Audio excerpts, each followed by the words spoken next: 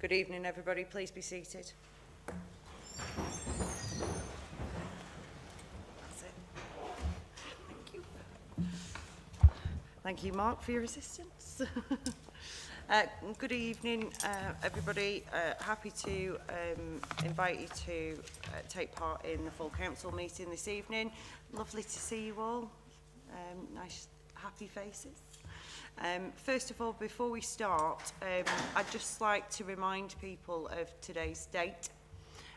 It is indeed the 24th of November, which is exactly a year since Councillor Peter Callow passed. Not only have we lost Peter, but we have lost many other friends, colleagues, and people that are close to us. It seems like in the last few meetings we've had quite a few condolences. With it being November and the month of remembrance, I think it would be appropriate for us to just take a second just to have some quiet contemplation and think about those that we've lost in the last year.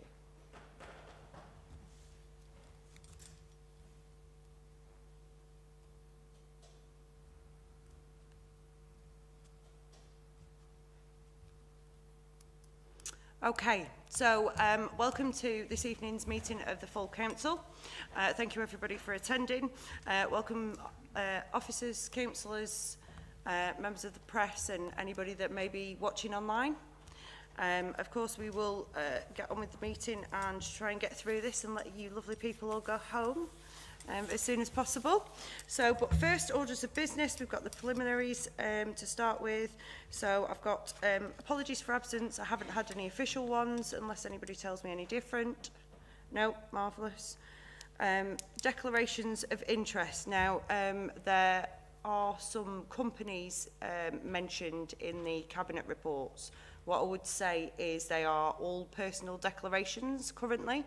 If you are a member of those boards, and we will take that as read. So at this moment in time, you do not need to declare anything unless when we get to that agenda item, finances are talked about, and in which case it would become prejudicial and then interest would need to be declared for the relevant company that we were discussing. Okay, so other than that, have we got any other declarations of interest? Marvellous. In which case, minutes of the meeting held on the 29th of September. Can councillors agree those minutes? Agreed, thank you. Anybody disagree with the minutes? No, marvellous. In which case, I will move on to announcements. I mentioned Peter earlier, and Lily obviously passed away not long after Peter. And together with Brian London, they are in line to receive the Blackpool Medal posthumously. After consulting with the families, the council are looking to hold a special meeting to present these in the springtime in this chamber, and it will allow family members to attend and pay tribute to the lives and service of those people to our town. So just a quick announcement on that. I'm really pleased to be announcing that. Executive reports, item 4, I believe. Councillor Williams, you are first, corporate portfolio. Thank you, Lady Mayor. Happy to present the report and take questions. Thank you. Thank you, Councillor Williams. Do we have any questions for Councillor Williams on page 9? Councillor Mrs. Callow. Thank you, Lady Mayor. It's just a quick question, really, regarding the town centre offices. I just wondered, what about the driving tests that take place at Warbreck Hill? Have we got a new location for these, or are we still thinking about that? Thank you.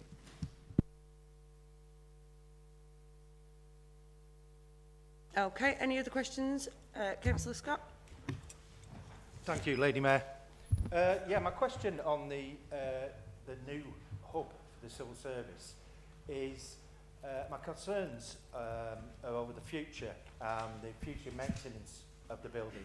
With this being a £100 million asset, the council being the freeholder, it worries me, with being in my background in government estate, it worries me that this asset needs to be maintained and looked after in a proper way to look after the investment. What I mean by that, whether the civil service take over the maintenance on their contracts, the council is still the owner of the building, and what checks are going to be put in place for making sure that these companies that are mainly for profit, and a lot of the maintenance is unseen, it's behind the scenes. The M&E aspect of these buildings is a lot of money. The computerised heating systems, building service management with you know, for lighting, etc., etc. Now, are there going to be spot checks on, you know, I mean, not just walking in and seeing, you know, newly painted walls and a bit of carpet down, but this needs to be got a grip of at first, because a building can soon go into, you know, rack and ruin. And also, with the council being the landlord and the DWP personnel in there, the most gripes that you get from that type of building are it's too drafty, it's too hot, it's too cold, and all the rest of it. And that will have a bad light on, that will come back to reflect on the council, because saying, hang on, you're the freeholders, the building's falling to pieces. So I'd like some confirmation of where we stand with that and what has been put in place. Thank you. Thank you. On page 9, Councillor Williams. Thank you, Lady Mayor. Related to the building again, you may have seen a letter I wrote to the Gazette on my concerns. There isn't one, I understand, there isn't one single car park space. And yet we've got 3,000 people coming to work in the centre of Blackpool. I get it. I understand the thinking behind that the more people we have working in Blackpool, the better it would be for the local economy in terms of retail. It's been proven that it isn't. It's been proven that doesn't happen. Not only that, the building is quite away from the Hounds Hill and the hub of the retail sector in Blackpool. And the only retail around that particular building will be the massage parlours on Coronation Street. Sorry, on Cookson Street. I don't know why, and perhaps the leader will tell me, why we didn't look at the more deprived areas of Blackpool, where they desperately need investment, such as South Shore, Bond Street, round those areas, which have really been neglected over a series of years. That sort of investment would make a heck of a difference to that end of town. But instead, by moving everything to one central location, we are creating pockets of development deprivation, if you like. So I just don't see the logic of this being built where it's being built. Thank you. Thank you, Councillor. Councillor Walsh. Thank you, Lady Mayor. Along with Councillor Williams, the question is, you're going to create 3,000 spaces. My question is, where is the 3,000 or so car parking spaces going to be allocated? You're already competing with a conference centre, which is less than probably 400 yards away. I think that's 1,700 delegates. Then you've also got the retail aspect of that area. Then you've got the residential aspect of that area. Then you have the tourism of that area. So, all in all, you're probably looking at probably 7,000 spaces. Can you just clarify where those spaces are, please? Thank you. Thank you, Councillor. Moving on now to page 10. Councillor Mrs. Kellam. Thank you, Lady Mayor. After all that's gone on at Westminster over the last few weeks, I do feel that I can perhaps say something on this subject of the medium-term financial situation. As you know, when the Conservatives were in control here at the Town Hall, we lost an election through the first drastic cuts. But we've gone along and supported the government because we know that these cuts have to be made to make ends meet. But I do find now we've got to the point where it is quite depressing reading. The people of Blackpool see their council tax going up year after year. And what they're paying their money in for, they think, is for the day-to-day running of the council, so that things such as weeds and litter are dealt with promptly. I know they may seem very trivial in the whole picture, but to people out there that are trying to make ends meet and pay the extra council tax, these are a real worry and an irritation. I appreciate that we've had, as a council, very many grants over the years, and they have been extremely generous, some of them, and have helped with some of the redevelopment in this town. But I think we've all had enough now, and what I'd like to suggest is that perhaps we ask the Chancellor to come and spend a day here in Blackpool. Come and see our finance officers who are struggling to balance the books, and come and have a look around our town. I appreciate we've got some wonderful developments taking place, but we've also got an awful lot of deprivation. So I think enough's enough, Lady Mayor, and that we should ask him to come along and see how the ordinary people in this country are coping. Thank you. Thank you, Councillor. Questions on page 10? Councillor Don Clapham. Thank you, Lady Mayor. I'm looking under the topic medium-term financial sustainable strategy. Under the forthcoming Lancashire Leaders County deal that we've been discussing quite recently, some of us, do you think that we would be better off or worse off as a member of this group? As a unitary authority, we have considerable success in gaining funding for Blackpool, but as part of the county deal, our destiny would be in the hands of the Joint Statutory Committee. What way do we think we should be going? Thank you. Thank you. Councillor Tony Williams. Thank you, Lady Mayor. I echo Councillor Clapham's concerns, actually, and his comments. Do we think we'd be better off in or better off out? And I think that's something that we're going to have to decide fairly quickly. If you look at the top of the page, it delivers the civil service hub along with other developments within the town. And I agree with Councillor Callow as well. There are some great developments going on, but they've all got something in common. They're all behind schedule and they're all over budget. I'd like to know how much over budget each project is, because they are certainly costing more than anticipated. Talking about funds, which Councillor Mr. Callow was, of course, the government in the COVID-19 grants have given us 166 million. And if you look at other grants that have come into the town for various things, the town deal, 39 million. Homelessness, town centre projects, 8 million. Blackpool Food Bank, council support. In total, direct grants, not directly involved with COVID, come to £67 million. If you add those two together, it's almost £250 million. I know the government are being tight. I know the government have got issues, and I know the government are working to try and do something about the poorer classes in Britain. But unfortunately, sometimes the decisions they make, although they may look good up front, come with a sting. And I agree that the Chancellor should come and look at Blackpool. Should come and spend more than a day, I think, to look and see how we really exist in this town.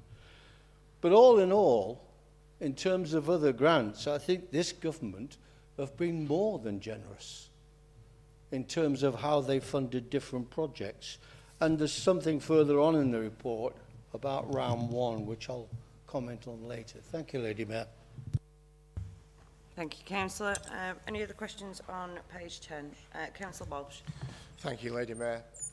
As a kind of supplementary question to Councillor Williams, the former leader used to politicise of the budget cuts, of the cuts to the council for a number of years, and the mantra's been the same here for the last since 2010. So I'll flip that. Let me ask a question. Can you give me the figures from the central government, what funding and what loans have been given to Blackpool as an authority since 2010 as an accumulative figure? Once we have that figure, and it deals with housing, development costs, etc., then we can offset that, and then we'll see where we are then. So that'd be great. If you have that figure to hand, that'd be even better. Thank you. I smile at that question. Anybody else on page 10? Councillor Mark Smith? Yes, Mayor. Yes, same what you've said there, Councillor Walsh. I just want to try to go through the leader and report. Yes, as I spoke executively a few weeks ago, I asked the Finance Director, Stephen Thompson, said what would be the impact of cuts to Blackpool over the last 11 years. Look at the next year of cuts happening going forward. We look at £1.4 billion over the period of the 11 years.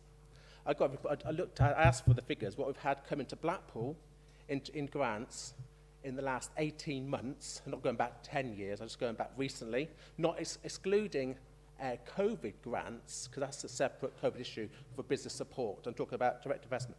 That comes to £78 million in grants. I just might have slightly different figures there, but we're close on the other figures. That includes the 39.5 million, which haven't got yet for the town deal. So we're still waiting for that to be signed off. So if that doesn't help the leader in the response to the questions. Thank you, Lady Mayor. Thank you, Councillor. Any other questions on page 10? Page 11. Councillor Clapham? Thank you, Lady Mayor. It was on the waste collection policy.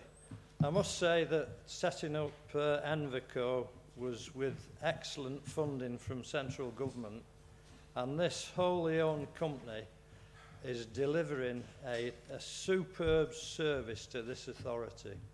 And from a standing start, getting the new vehicles, getting people £2 across to the company, etc., it's doing a superb job, and it should be noted. Thank you. Thank you, Councillor. Any others on page 11? Page 12? Page 13?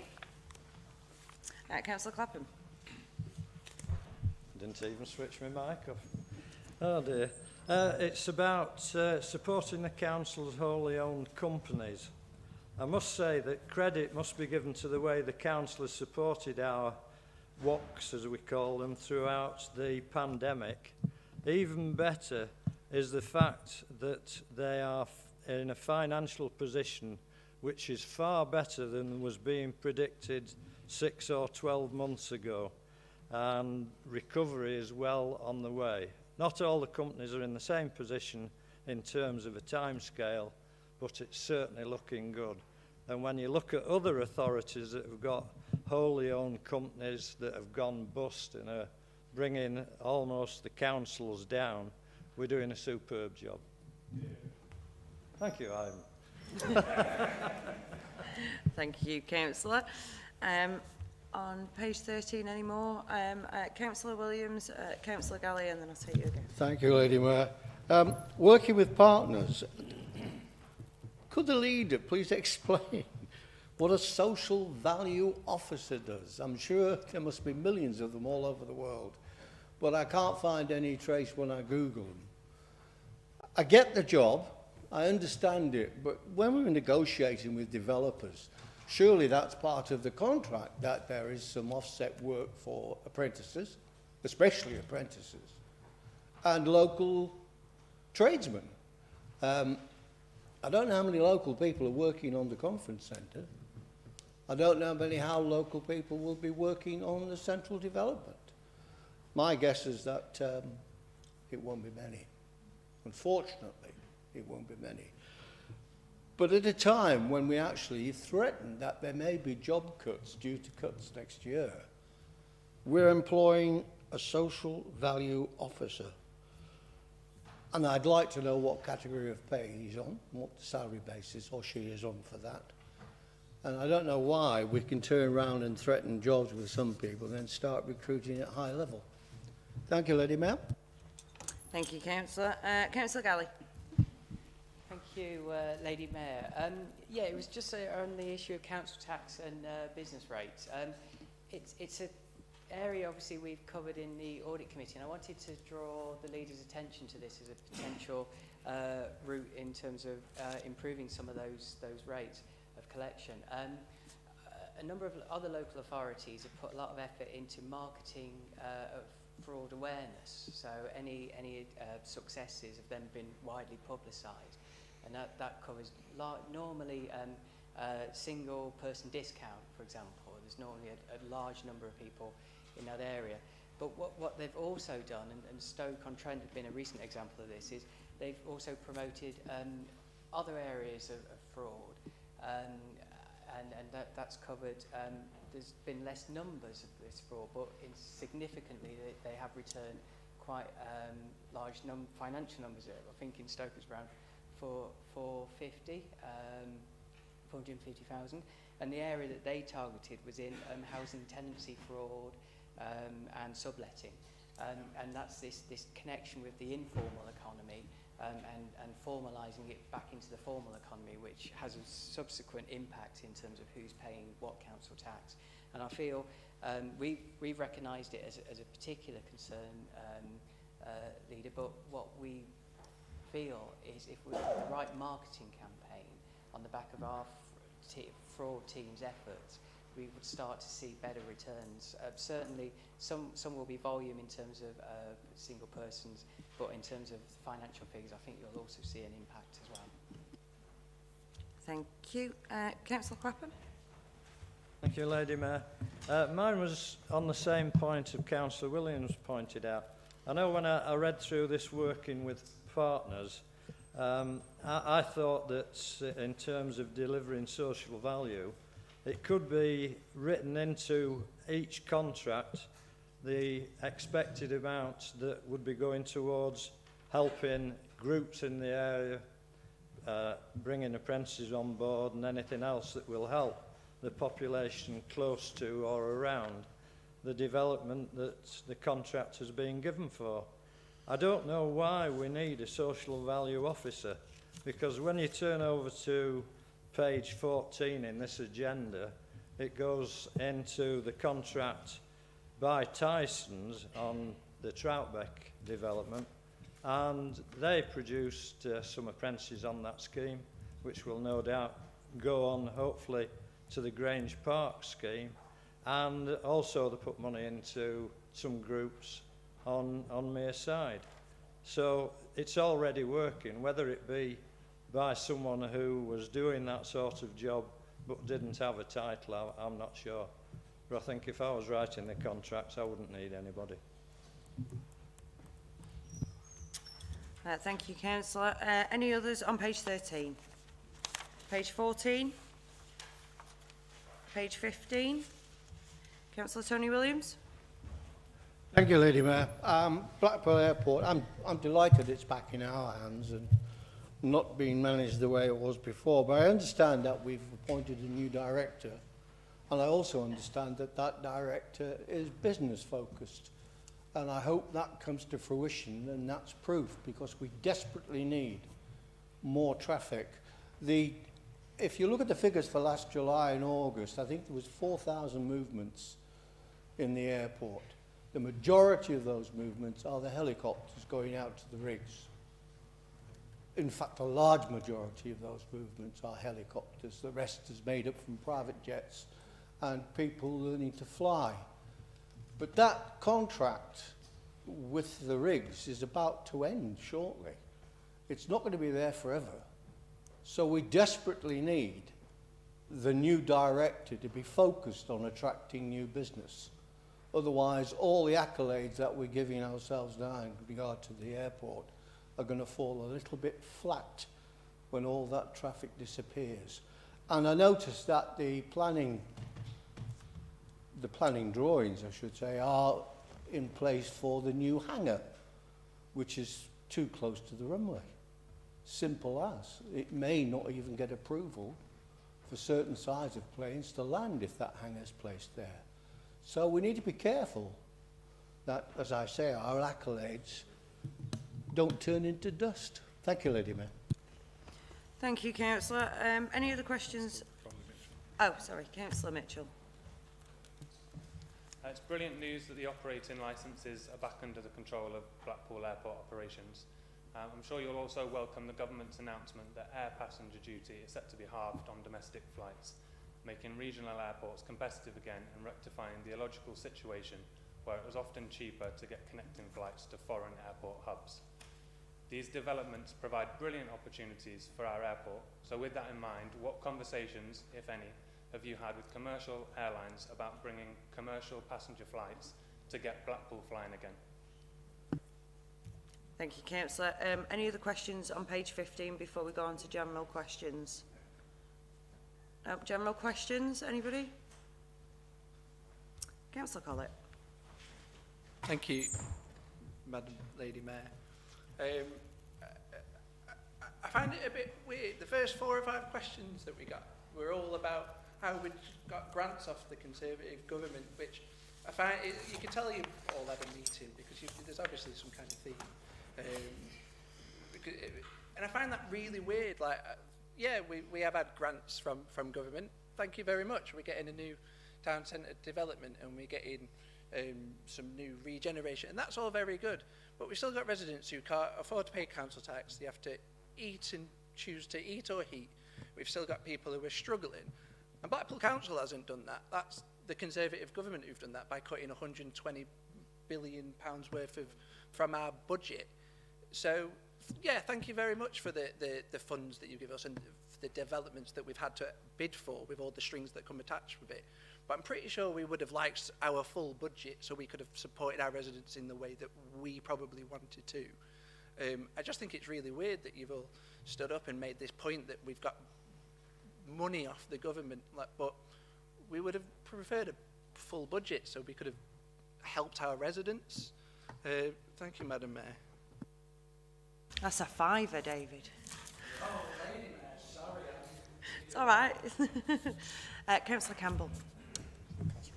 Thank you. I thought I might stand up now because obviously I'm the chair of the airport and you've given some questions to the leader that she probably can't answer.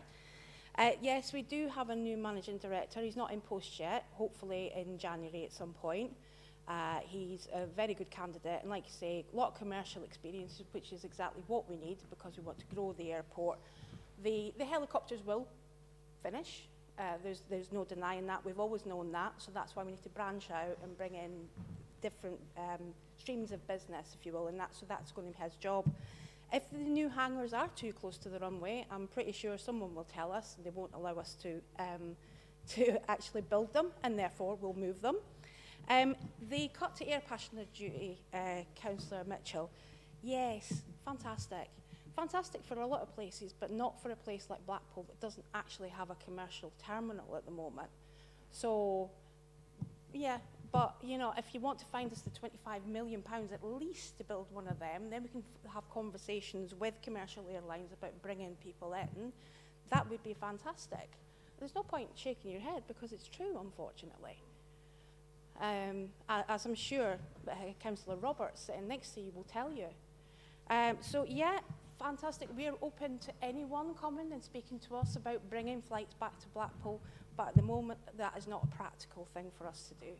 But if you would like to see the full quote that I gave to the newspaper following Mr. Benton's thing that it was the only thing stopping us from bringing commercial flights back, I'm happy to forward it on to you. Thank you. Sorry, Mike. Thank you, Councillor. Councillor David Owen. Yes, Lady Mayor. Blackpool Airport. I had the doubtful pleasure for 10 years of being the chairman of Blackpool Airport.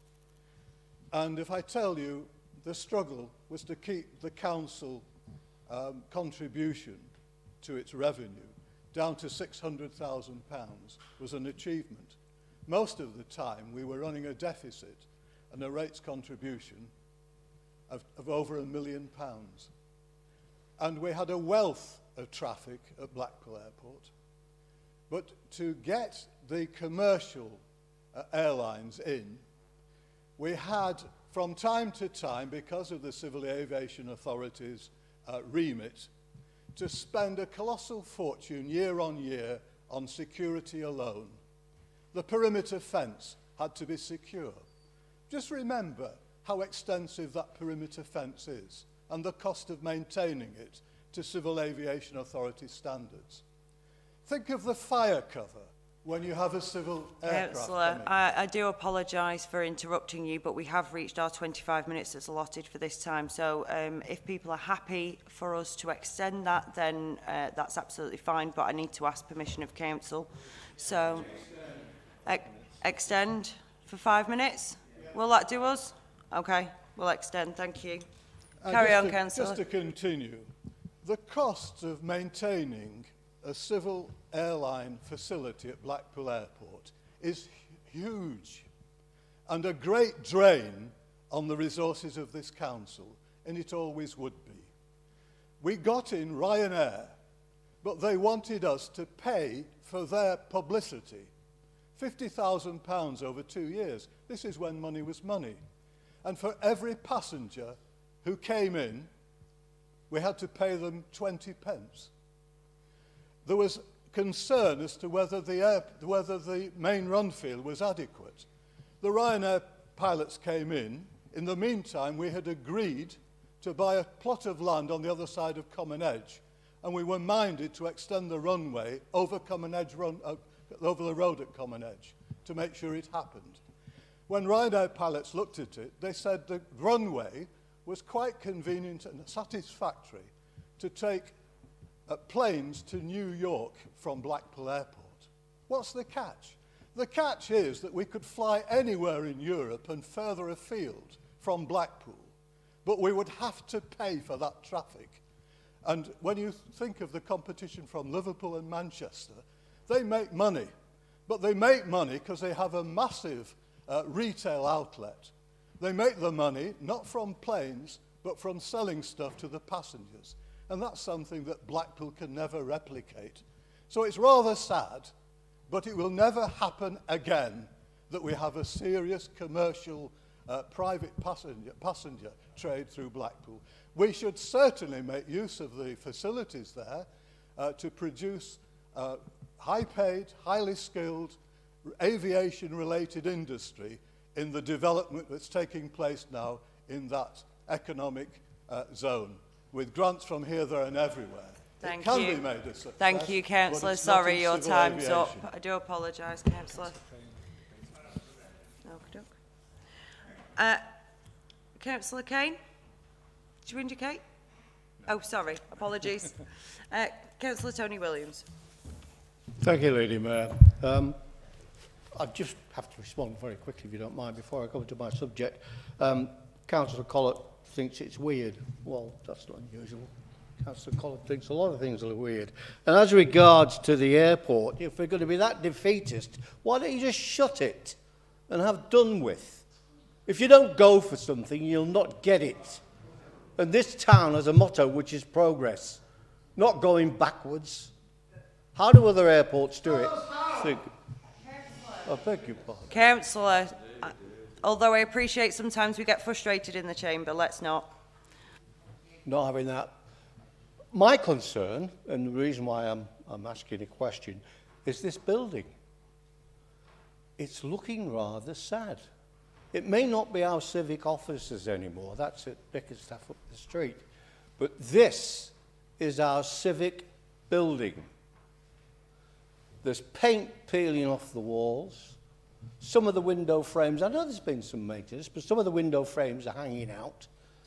It's disgraceful. We put all our trophies and our silverware in one room and we're proud to show them off, etc., etc., but we don't look after the building. If you go in the top floor, just turn round the corner opposite the Conservative offices and you'll see massive holes in the ceiling where the rain is coming in. I know it's a cost issue, but surely this must be some sort of a listed building. It must have some providence in that area. But we're really letting it down, and we're letting the people of the town down by letting their civic building, where people can get married, where people become British citizens, and where we debate the future of the town. I think it's absolutely I'm really sorry sad. to interrupt you, but we've now reached our extended time, so that is the end of that particular set of questions for the Leader of the Council. If we can allow Councillor Williams to respond to what she's able. And Councillor Taylor, if you need to. Thank you, Lady Mayor. Good job I've written them down. Councillor Callow, I think your first question was about the driving test centre. We'd made representations.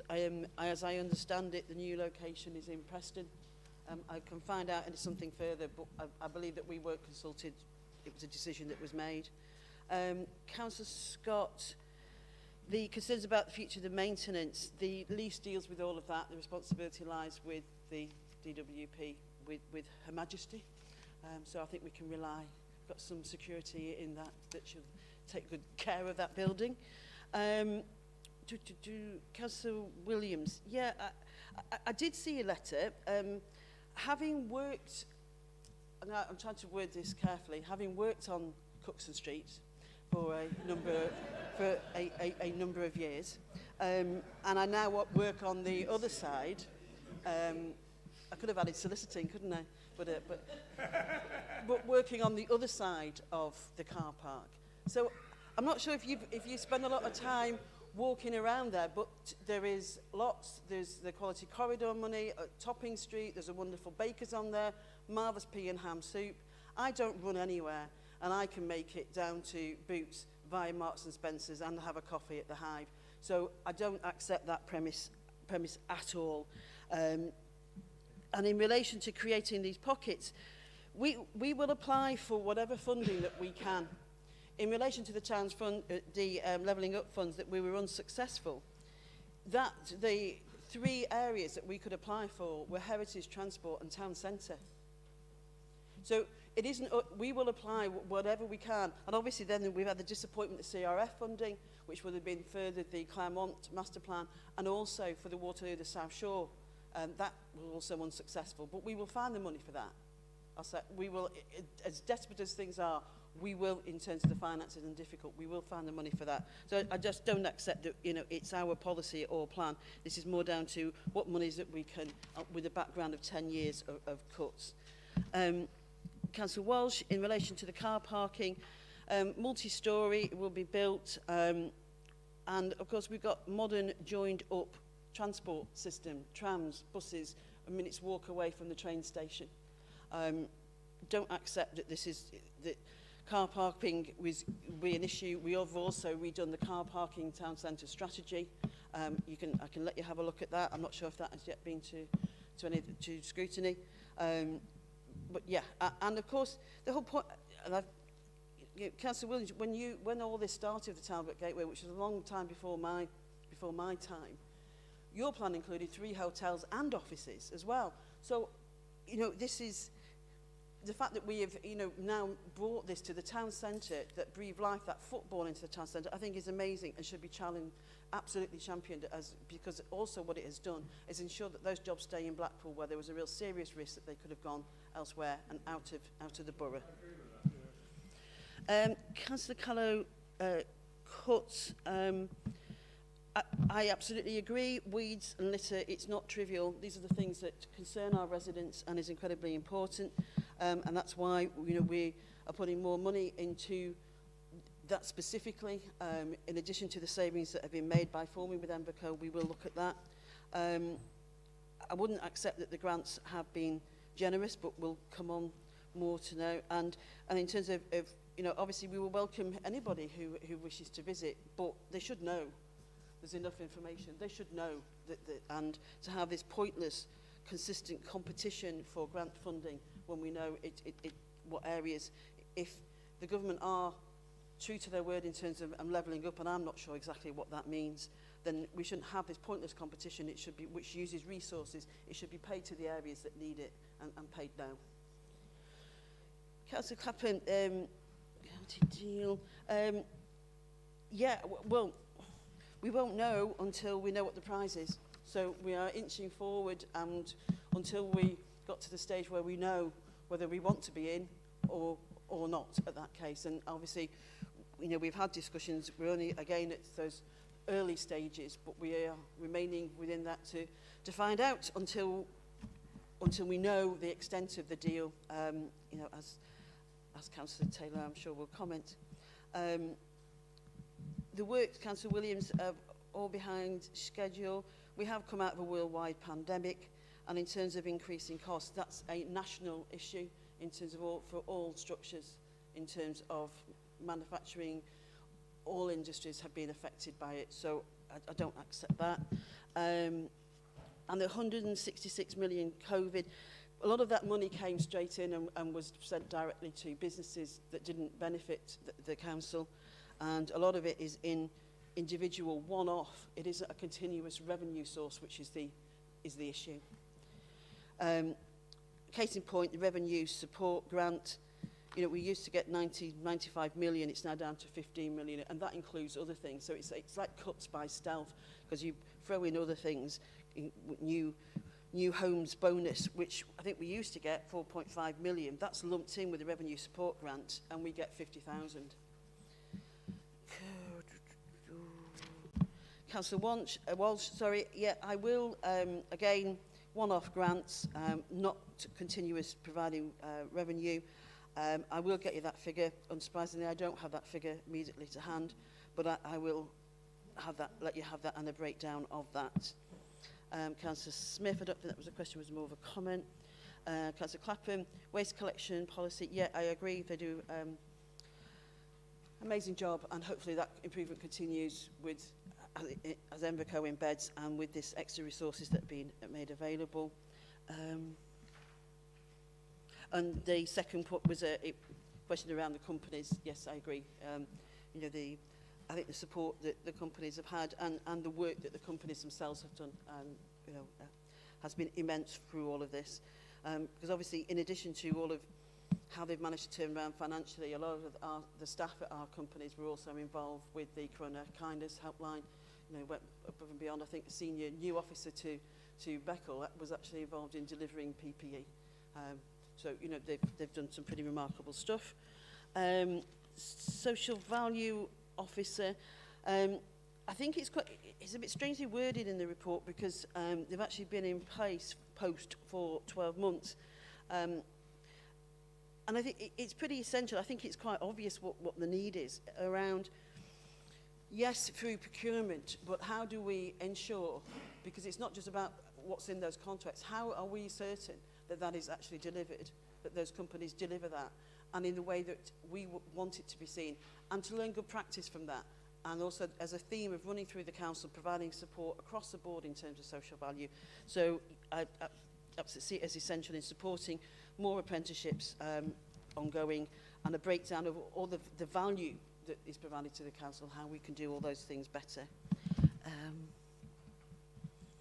Councillor Galley, yeah, you know, I will take that back to have that discussion. I know we're looking at innovative ways, not necessarily around sort of the marketing, but being aware of what those issues are and what causes the problems, and also sending texts, using that as a way of contacting if people are having issues or raising awareness. So I think they are on with that, but yes, I will have that conversation, so thank you.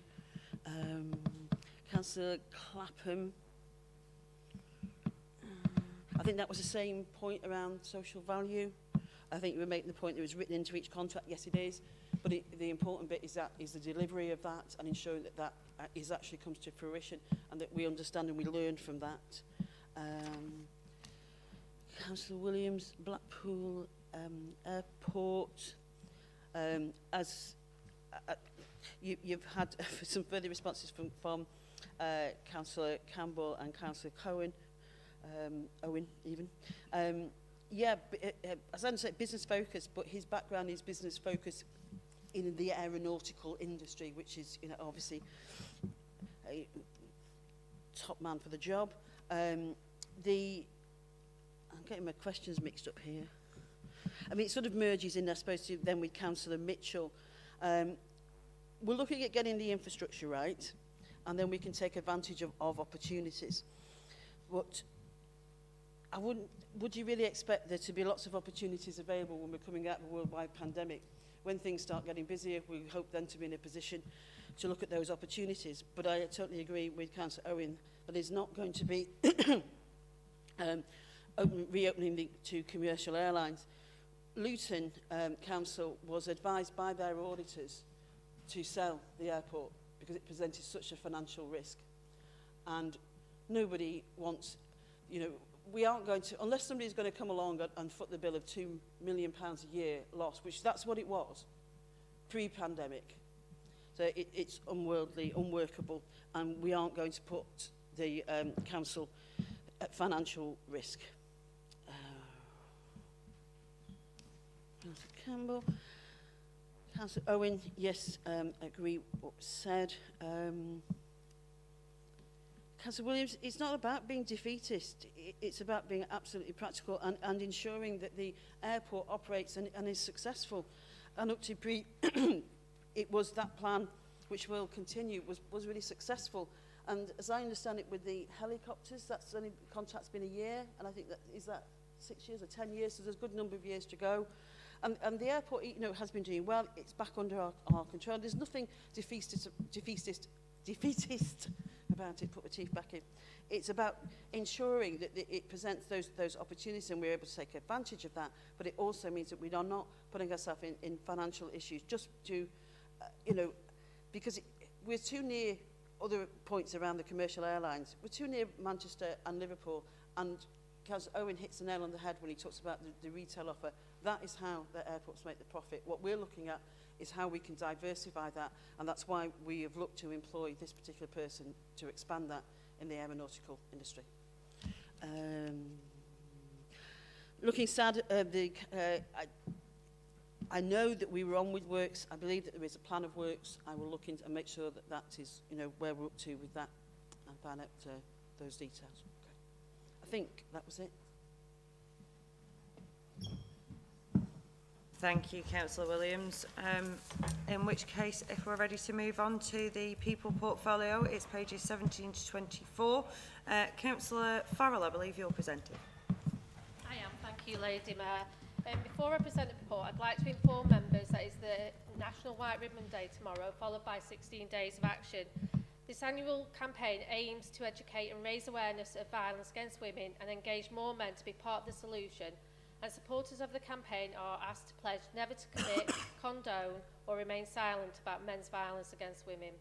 As members of the Council know, the Council is a White Ribbon accredited organisation, and we remain clear that any kind of violence is inexcusable, no matter what your age, gender, race, religion or sexual orientation.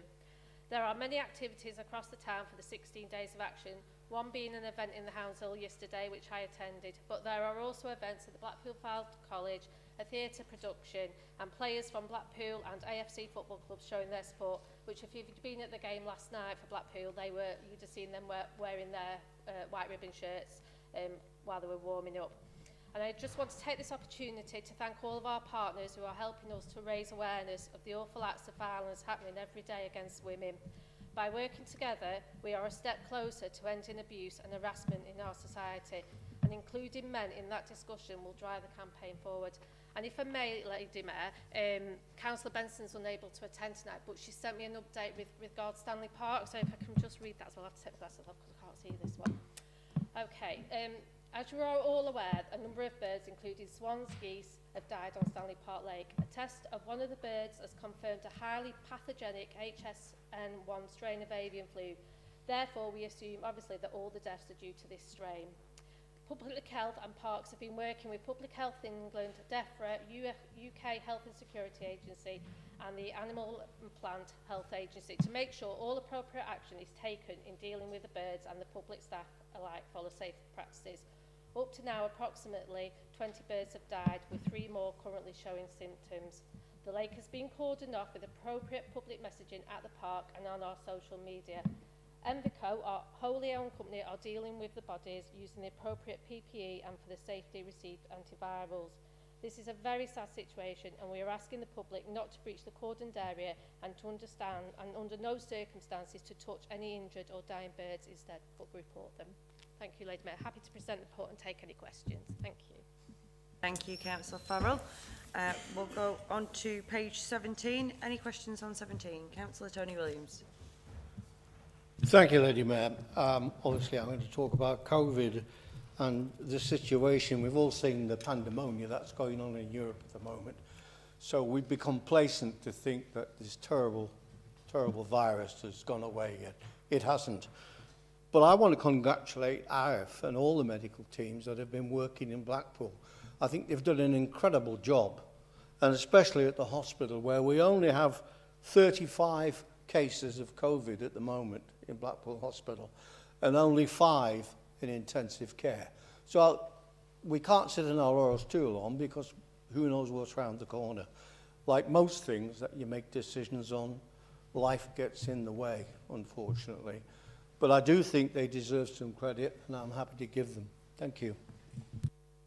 Thank you, Councillor. Other questions on page 17? Councillor Don Clapham. I think my leader finished my topic there. Sorry. So you can tell there's not a lot of pre-discussion on what we talk about, to be honest. Right, it's strategic issues, COVID-19. As far as I'm concerned, we've had a fantastic team effort in Blackpool to counteract the threat of this pandemic. Vaccinations uptakes are high and the figures for COVID continue to fall. Congratulations to everyone who has been involved in this response against COVID, but we still need to remain vigilant, and when you think of all the millions of visitors that we like to welcome to Blackpool over and above the population here, we're doing a fantastic job when you see in other towns and cities where the figures are rising up and there's a threat of lockdown once again. I think where Blackpool leads, the rest follow. I am optimistic. Thank you, Councillor. Any other questions on page 17? Page 18? Page 19? Councillor Tony Williams. Thank you, Lady Mayor. Just a couple of points. Recognition of the Youth Justice Partnership. Well done. I think it's absolutely brilliant that we are getting that recognition and we are getting improvement within the youth justice system.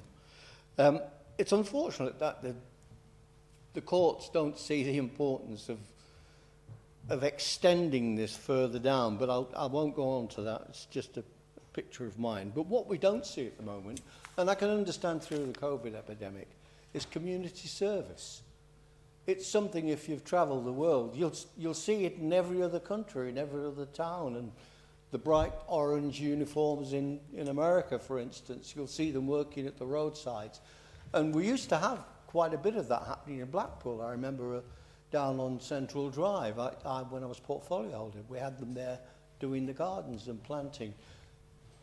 We seem to have gone. They seem to have lost it. And yet the prisons are still full of young people who could do some great work in the community. And it would help them with their sentencing as well. So can we make some inquiries as to why it's sort of stalled? Thank you, Lady Mayor.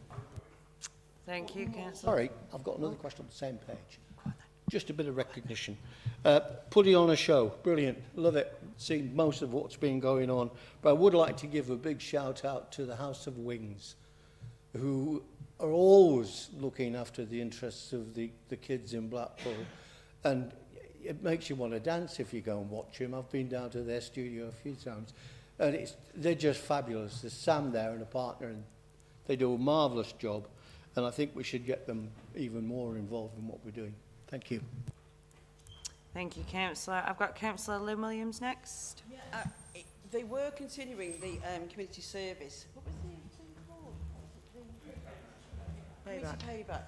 Is that right? So they were continuing up until COVID, and then the issue has been because, of course, they get sort of 6, maybe burly or not, chaps in the back of a van, and you can't, you know, that's as I understand it. So I presume that there will be, once, you know, restrictions are, they'll be back, but they haven't gone away. It's just they were working up until the beginning of COVID and impacted because of that. Thank you, Councillor. Councillor Badess. Thank you, Lady Mayor. I'd just like to echo Councillor Lou Williams' comments about the putting on a show. I've been involved in both events and would say that with the open up the mic, it was absolutely fantastic. I attended as a mayoral engagement, and the young people involved and the work they produced was incredible. It really was outstanding to see how they had stepped out their comfort zone, how projects like this are so valuable for our young people, especially in their situation. It really brought them out of themselves and was built their confidence and changed them as individuals. Moving on to the Get Dancing, I would ask all councillors to promote this Blackpool Way film, and if you look, I'm glad you said that and didn't say join in. Yeah, I'm saying join in. If you look, Lady Mayor, if you look closely enough, you'll even see me in it. So it did make me want to dance, and I did get involved. And I would like all of the councillors to push this within your wards and get lots of support from them, because House of Wings are absolutely marvellous. And the work they do is fantastic, and long may it continue. Thank you, Lady Mayor. Thank you. I've got Councillor Clapham next. Thank you. It's only a quickie, this one. It's about school attendance. It was good to read that the average figure is running at 92% in Blackpool, and that's probably higher than when we've got normal times. So I don't know whether it's the fact that the children have got fed up with being hemmed in at home and the parents are fed up of having them there, that school looks like a nice place to be. But if we can get them into schools, we can educate them, and our attainment levels will go up. So that is a very good line in the report. Thank you, Councillor. Any more on page 19? Page 20. I'll go for Councillor Kelly, Councillor Williams, and then Councillor Walsh. Thank you, Lady Mayor. Just a couple of points, really. The first was about the park ranger service. Now, I know this is more of a better start issue than a parks issue, but there are some key fundamentals here that I wanted to get us to start to think about. The first is, obviously, it references, understandably, better start areas. It's a better start programme. Obviously, it will do. The question, though, is how do we balance that up in terms of the non-better start areas, in terms of offering a consistent offer to the young people of Blackpool? And why is that important? Because at a certain point, the better start funding runs out, and by addressing the first question, we'll also address the second, because we'll start to work out a sustainable way to pay for one, which will therefore pay for the other.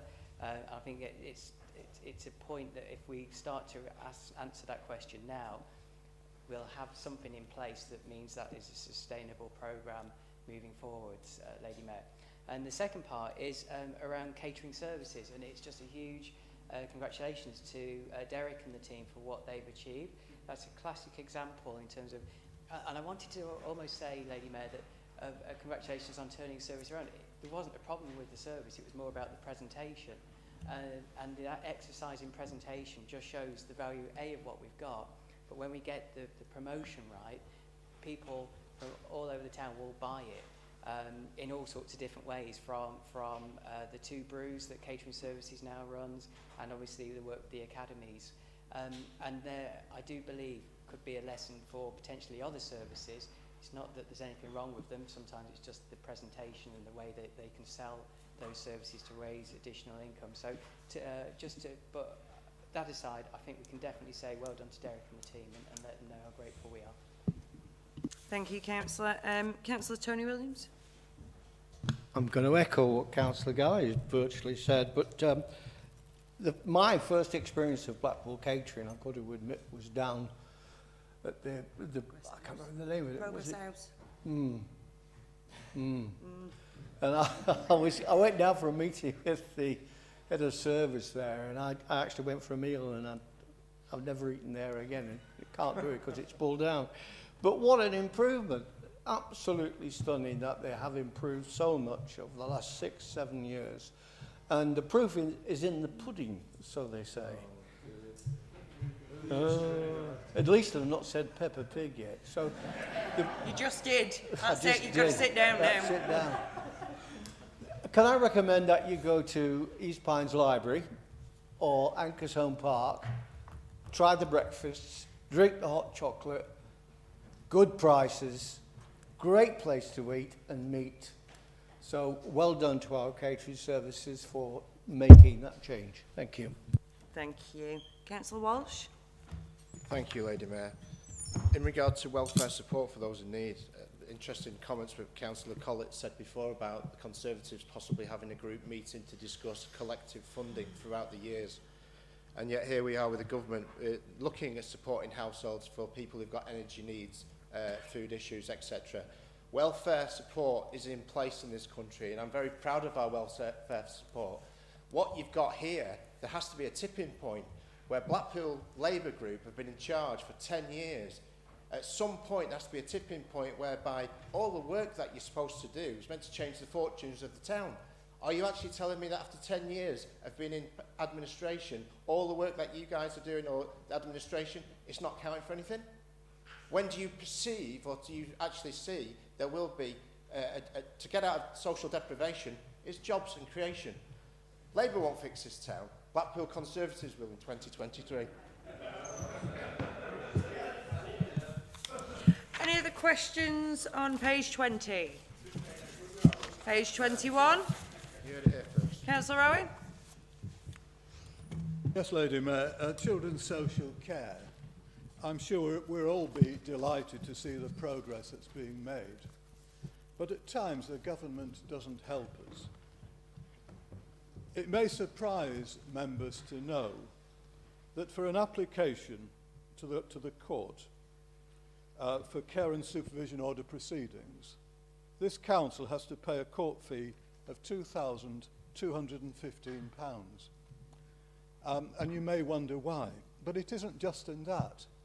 When I first got involved with domestic matters, a divorce petition fee was £30. It is now, believe it or not, £592. We've closed court buildings. We're relying on online consultations. The whole of the Her Majesty Court and Tribunal Service is really showing its unfitness for purpose. And it's something, frankly, that we, presiding over a community where social deprivation is so high, with low incomes, make for a lot of domestic violence and upset. And it's those are our people in many ways who need the support of the court service, and frankly, they're not getting it. Practitioners scream about the quality of law in this country, and it's only when you're up against it that you find that legal aid for civil matters, non-criminal matters, is non-existent. And we're dependent on the goodwill of so many people, barristers and solicitors, who do a great deal of compassionate work without charge.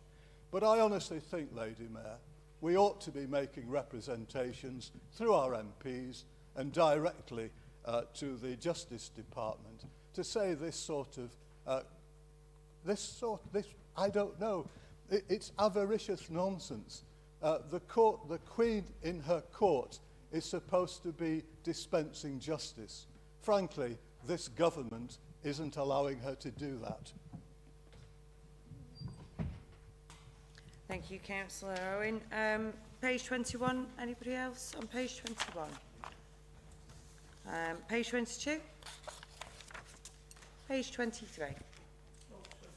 Oh, go on, I'll let you. I'll let you. Go on, Councillor Williams. I'm going to say something else which has probably never been mentioned in this chamber before. Buffalo Bill. Is that a first, do you think? Buffalo Bill? I'm looking at arts and culture recovering from the pandemic and all this wonderful work we're doing with our arts and culture.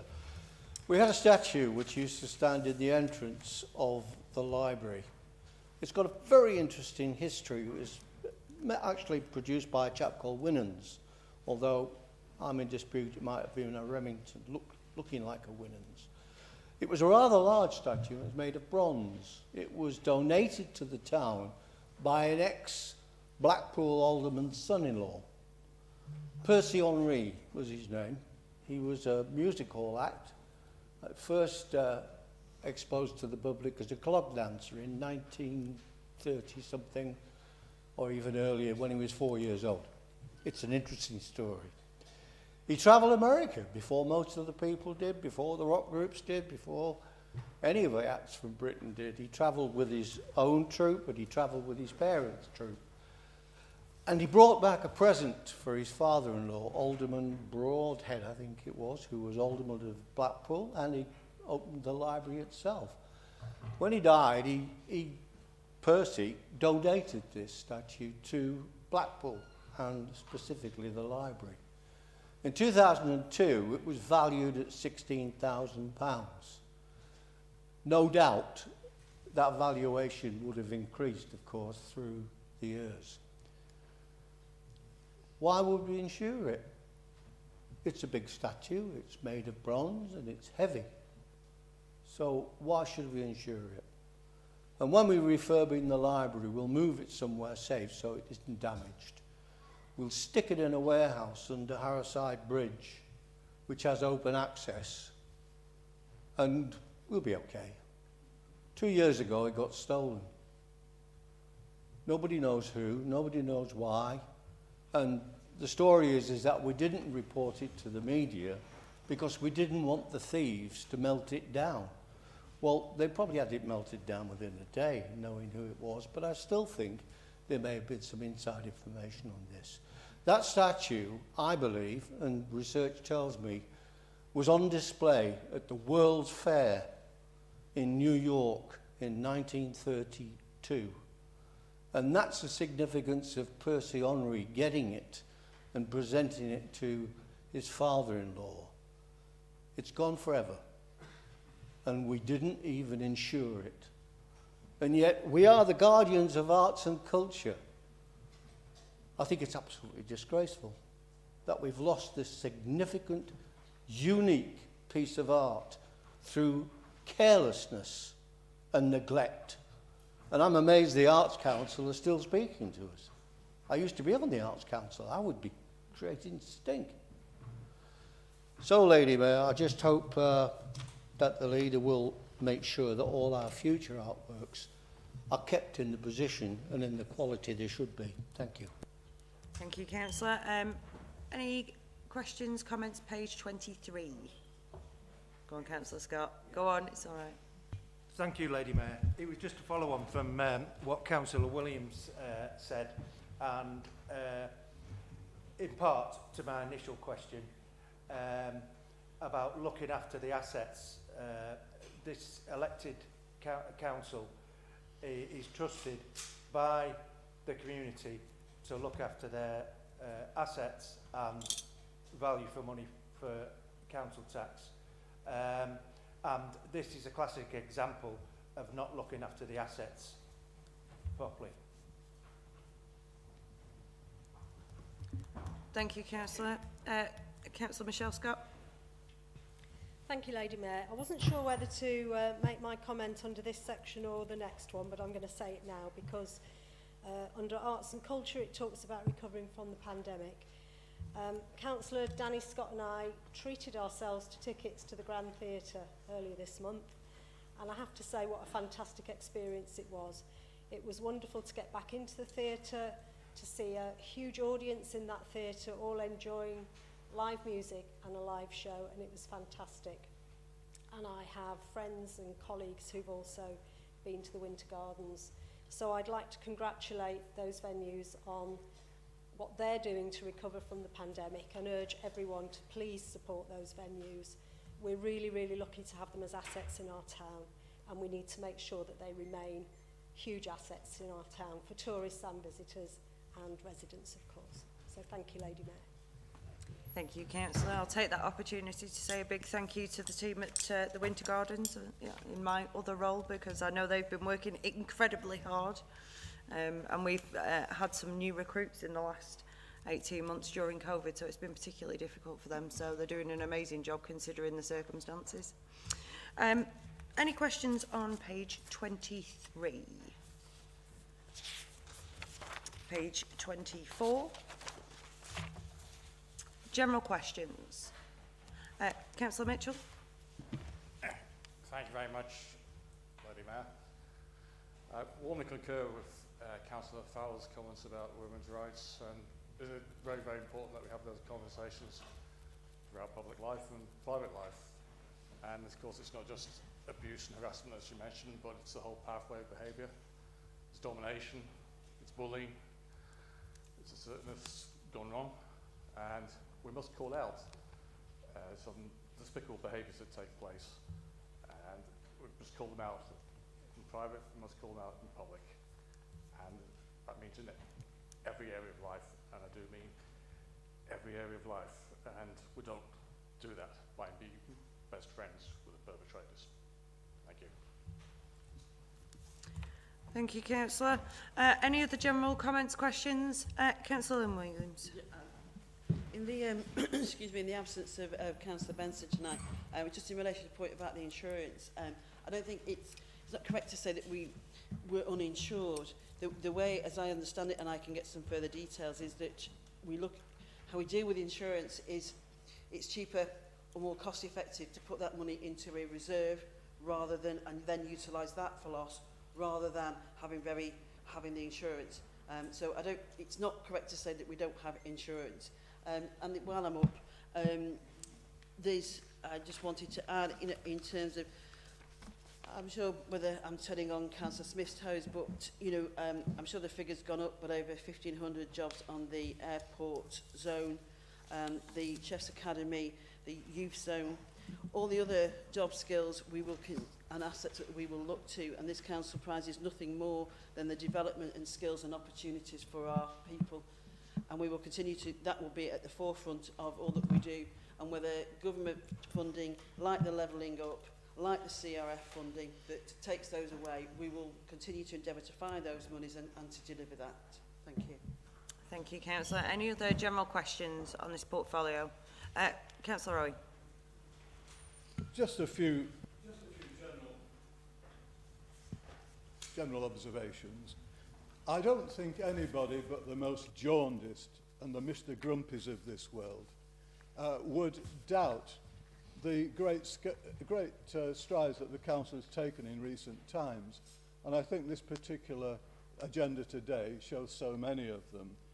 The way we're trying to keep good jobs in Blackpool, civil service, formation of good jobs down at the airport, extension of leisure facilities on Common Edge, and a house building programme that we haven't seen in this town since the 1960s. And I think it's highly commendable. We've done great things with the private sector, but I think we all agree that good housing is the essence of bringing up a family to be playing their part in our community. And to have poor housing, it's, in my opinion, and presumably showed by many here, is a real, I don't know, it's a blur on our collective offer. Now, we've made great strides with the landlord licensing scheme in different parts of the town. But the fact remains that there are far too many people in our community living in pretty squalid conditions. Now, when Prime Minister Theresa May was in office, we were very successful in persuading Whitehall that they should let us have some control of housing benefit, that we could lay down rules and standards which all private landlords accepting public support through rent through rent support should improve their facilities. Under the change in Prime Ministership at the top, all that has gone by the board. And I do wonder, Lady Mayor, whether our executive could not revisit this again and see under a levelling up Prime Minister who wants to see change in our communities, maybe this is the time to get the civil service under a new Prime Minister to see whether that initiative of ours, which was so warmly supported by mandarins in Whitehall, but rubbished at the time because we were into Brexit and all that, I think it's time to have another look at that. If we could get our hands on housing benefit and have some real partnership with government, I think we could make a great impact on the social stability and the fibre of our community. Thank you, Councillor. What I will do is I will defer that to the next portfolio holder to answer if he sees fit the next round of portfolio questions, because I don't think Councillor Farrell will be too impressed if she gets asked to answer that.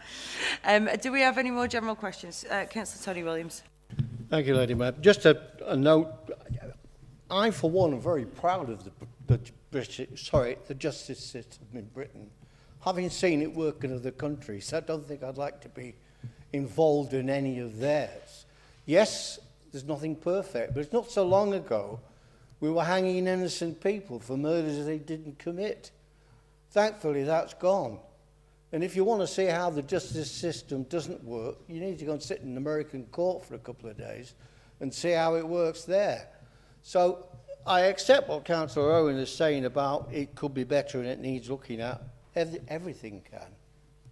Everything can be better. But we should know the power of yes. And unfortunately, if we go on criticising people too long, mud sticks. But the justice system in Britain is still one of the best in the world. Thank you. Thank you, Councillor. Any other general questions on this portfolio? Okay, I'll hand back over then to Councillor Farrell with assistance from Councillors Hobson and Gamble if you need it. I think I might need it on a couple of questions. Thank you, Lady Mayor. Councillor Williams and Councillor Clapham, thank you very much for your kind words. I will absolutely pass them on to everybody involved in all the hard work that's gone on in the last 18 months, 2 years. It's been a very challenging time, as I'm sure you can appreciate, and it's still going to continue. We're still in pandemic, and you're right, we still need to follow those guidelines, you know, wear your mask when you're indoors or on public transport, wash your hands regularly, etc., etc. But I will pass on those kind words. Councillor Williams, Youth Justice System, I will pass on to Councillor Campbell. Councillor Clapham, school attendance, I will pass on to Councillor Hobson. Councillor Galley, it's a question for Councillor Benson, so I'll ask her to respond to that, if I may, with her not being here. And also your question about catering services, I'll pass on to Councillor Campbell. Again, Councillor Campbell for catering service. Councillor Walsh, welfare support, I think that may be Councillor Benson's portfolio, so I'll get a response for that, unfortunately. Councillor Owen, children's social care, again, pass that on. I think Councillor Williams, about the statue, the leaders answered that question. And again, Councillor Rick Scott, the leaders answered that question on that. Councillor Michelle Scott, yeah, absolutely brilliant. Grand Theatre's open in the Winter Gardens. I'm a big lover of theatre as well, and unfortunately I've not been yet, but I'm really looking forward to it. And yeah, we need to look after our assets, don't we? Councillor Mitchell, any bad behaviour, yeah, we absolutely need to call it out. And thank you for your kind words about women and the rights of women. And Councillor Owen, that's going to obviously be passed to the next one because I can't help you on good housing and housing benefits, certainly out of my expertise. And then Councillor Williams, another question on the justice system for Councillor Campbell. Thank you, Lady Mayor. Thank you, Councillor Farrell. I'll take Councillor Campbell first and then Councillor Hobson. Thank you. So yeah, the Youth Justice Partnership stuff, we did have a letter from Victoria Atkins, who's the Minister of State for Justice and also Afghan Resettlement. And I do have that letter in front of me, and I'm just going to read a little bit of it, if I may. She's particularly, it's impressive that the Youth Offending Service has significantly improved under such challenging circumstances. I'm aware that, as HMIP noted in their report, nowhere else in the country has an equivalent concentration or extent of poverty and deprivation as Blackpool. And in the year preceding the report, Blackpool had been free from COVID-19 restrictions for just 6 weeks. I congratulate you on the improved delivery of services to vulnerable children and young people in the face of adversity, which is really nice coming from Miss Atkins, because she actually went to school in Blackpool, which I didn't know up until today. So yeah, when it comes to community service, I think the leader's right, Councillor, that it is community payback now, and if you want, I can have a look into that and see actually what's happening at the moment. And just going back to catering services, Derek's going to have a really big head. Everybody's always saying how great Derek is. Can I just say, it is fabulous. He's done a fantastic amount of work. But I had the pleasure the other day there of meeting with the heads of the services, all the catering departments that we have around the town. It was a lot of ladies and one man, apart from Derek, and we just got a chance to say thank you. The chief executive was there. He gave a great speech. It was quite long. Mine was pretty short. And we got to give them some body warmers, because seemingly it's really cold in those catering departments in the morning, so they were all really chuffed, and they had a bit of cake and a coffee. So yeah, no, they've done fantastic. I think Derek wants to conquer the world. He's talking about a bakery next. I had the chance to go along to the Chef's Academy to see what's happening there.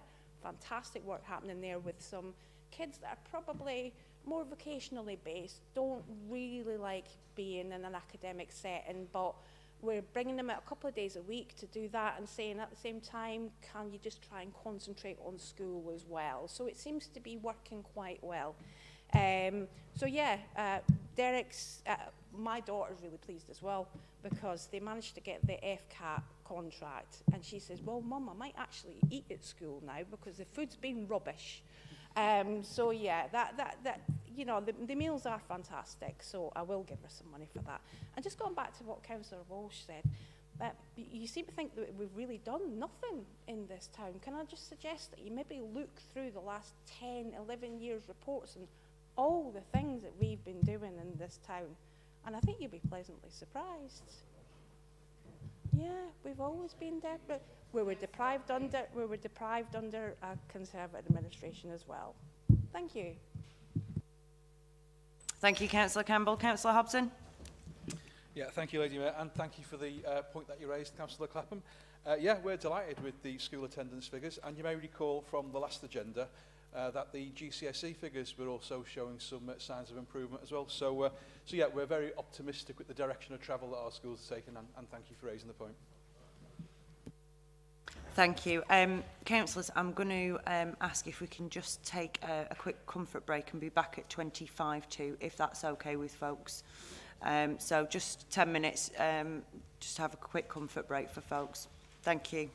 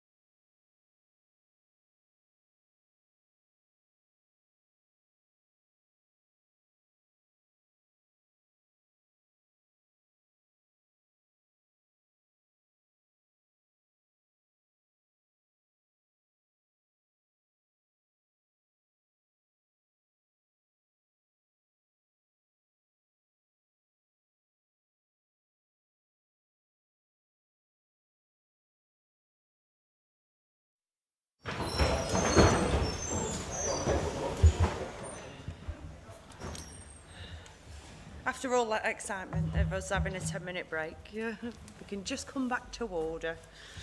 So if we can move on, please, to the place portfolios. I believe Councillor Smith is presenting the report.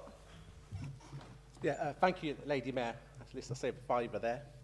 I will introduce the place portfolios yourself this evening. So I want to say a few words before we go into questions, okay? If you don't mind. As you see in the report, we didn't receive the levelling up fund of 20 million, which is disappointing. And also only received £700,000 of the 2.7 million we applied for the CRF, Community Renewal Fund. That was oversubscribed by 2.5 times. We had 7.4 million bids in for that. 3 million was allowed to apply for. We had 27 applications for the CRF fund. After scrutiny and working with the Town Investment Panel and the Town Deal Board, we put forward 12 applications to government for the 2.7 million. Then at the time, we was rushed to do it. We had a short deadline to make the applicants. The applicants had to get the bids in very quickly. We had to scrutinise it. Then that sent to the government very quickly. Then we had to wait almost 6 months for the government to reply.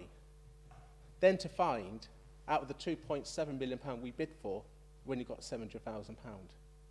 For the hard work of some of these organisations who spent a lot of time and effort to put bids in for these, then to get rejected, I don't find, in a period of 6 months later, it's satisfactory. If they ask for bids to be submitted in a short, tiny manner, you would be respectful for a response to be made back quicker than that period of time.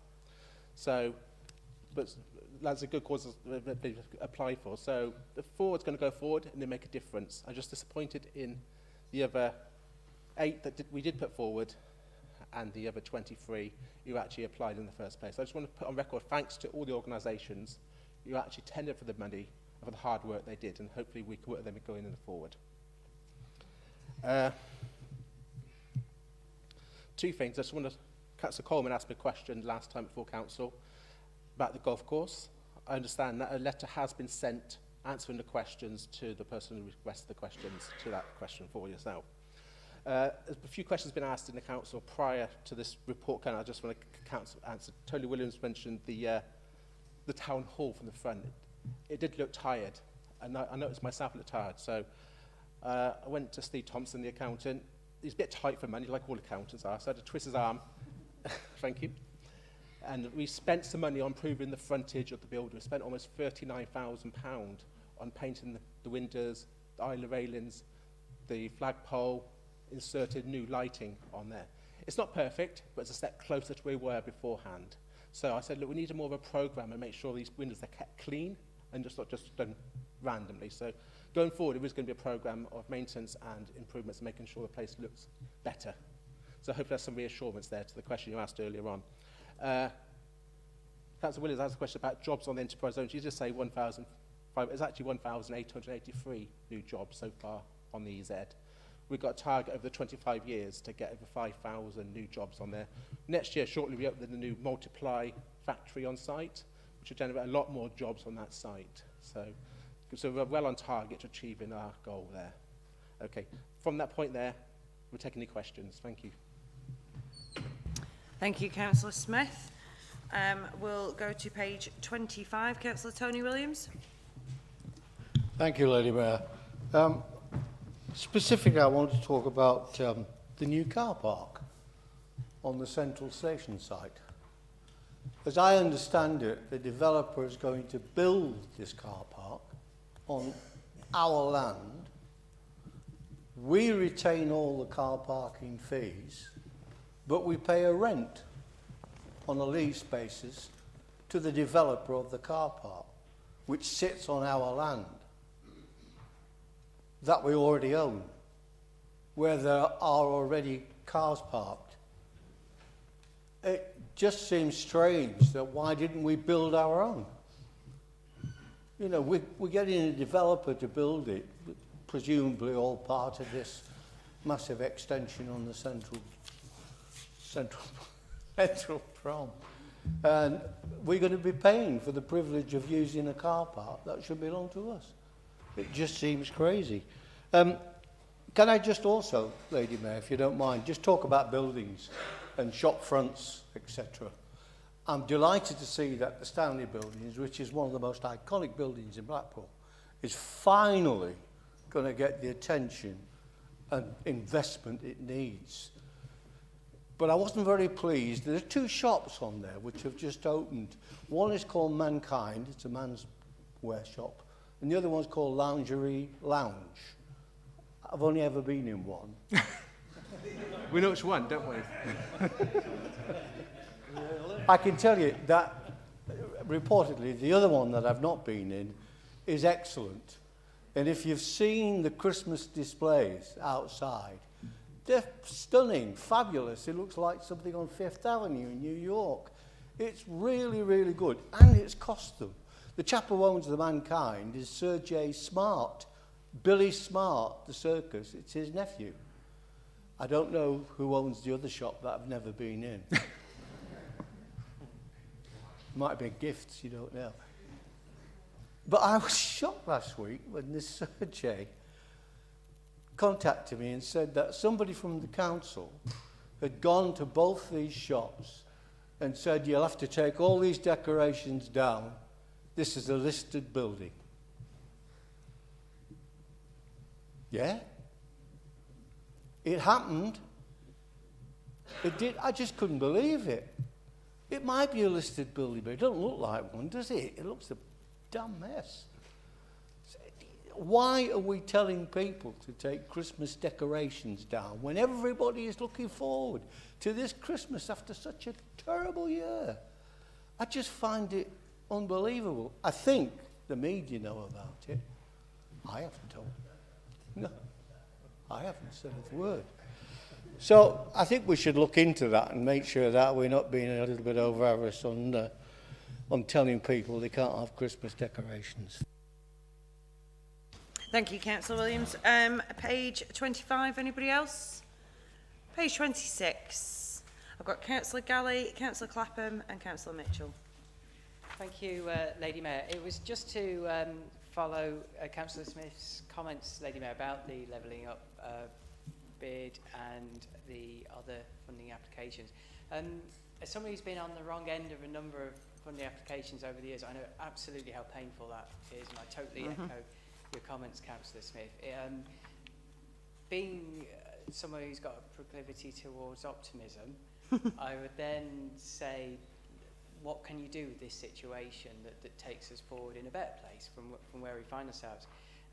One thing that has been gained from that first process is the amount of experience working with a number of groups, the lessons that they will have learned that will allow them to identify where did we go wrong, how can we improve it, and how can we grow and work with the relationship we now have with yourself and the council.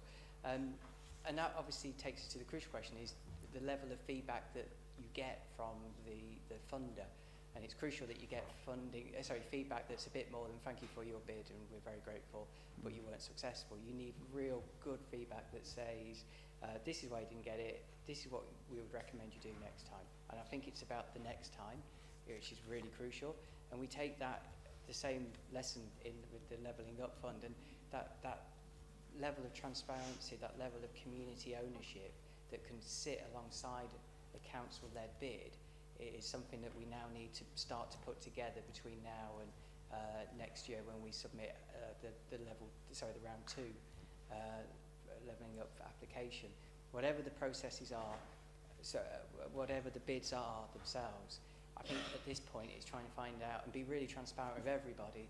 Why weren't we successful? What was the reason? And what can we do about it? And what type of bids will allow us to be successful? And when you look at some of the towns that were successful, and every credit to them for what they've achieved, I couldn't work it out either. So I'll be really keen to know and how we can support our bid, because we all win by being successful in this process. So that was my thoughts.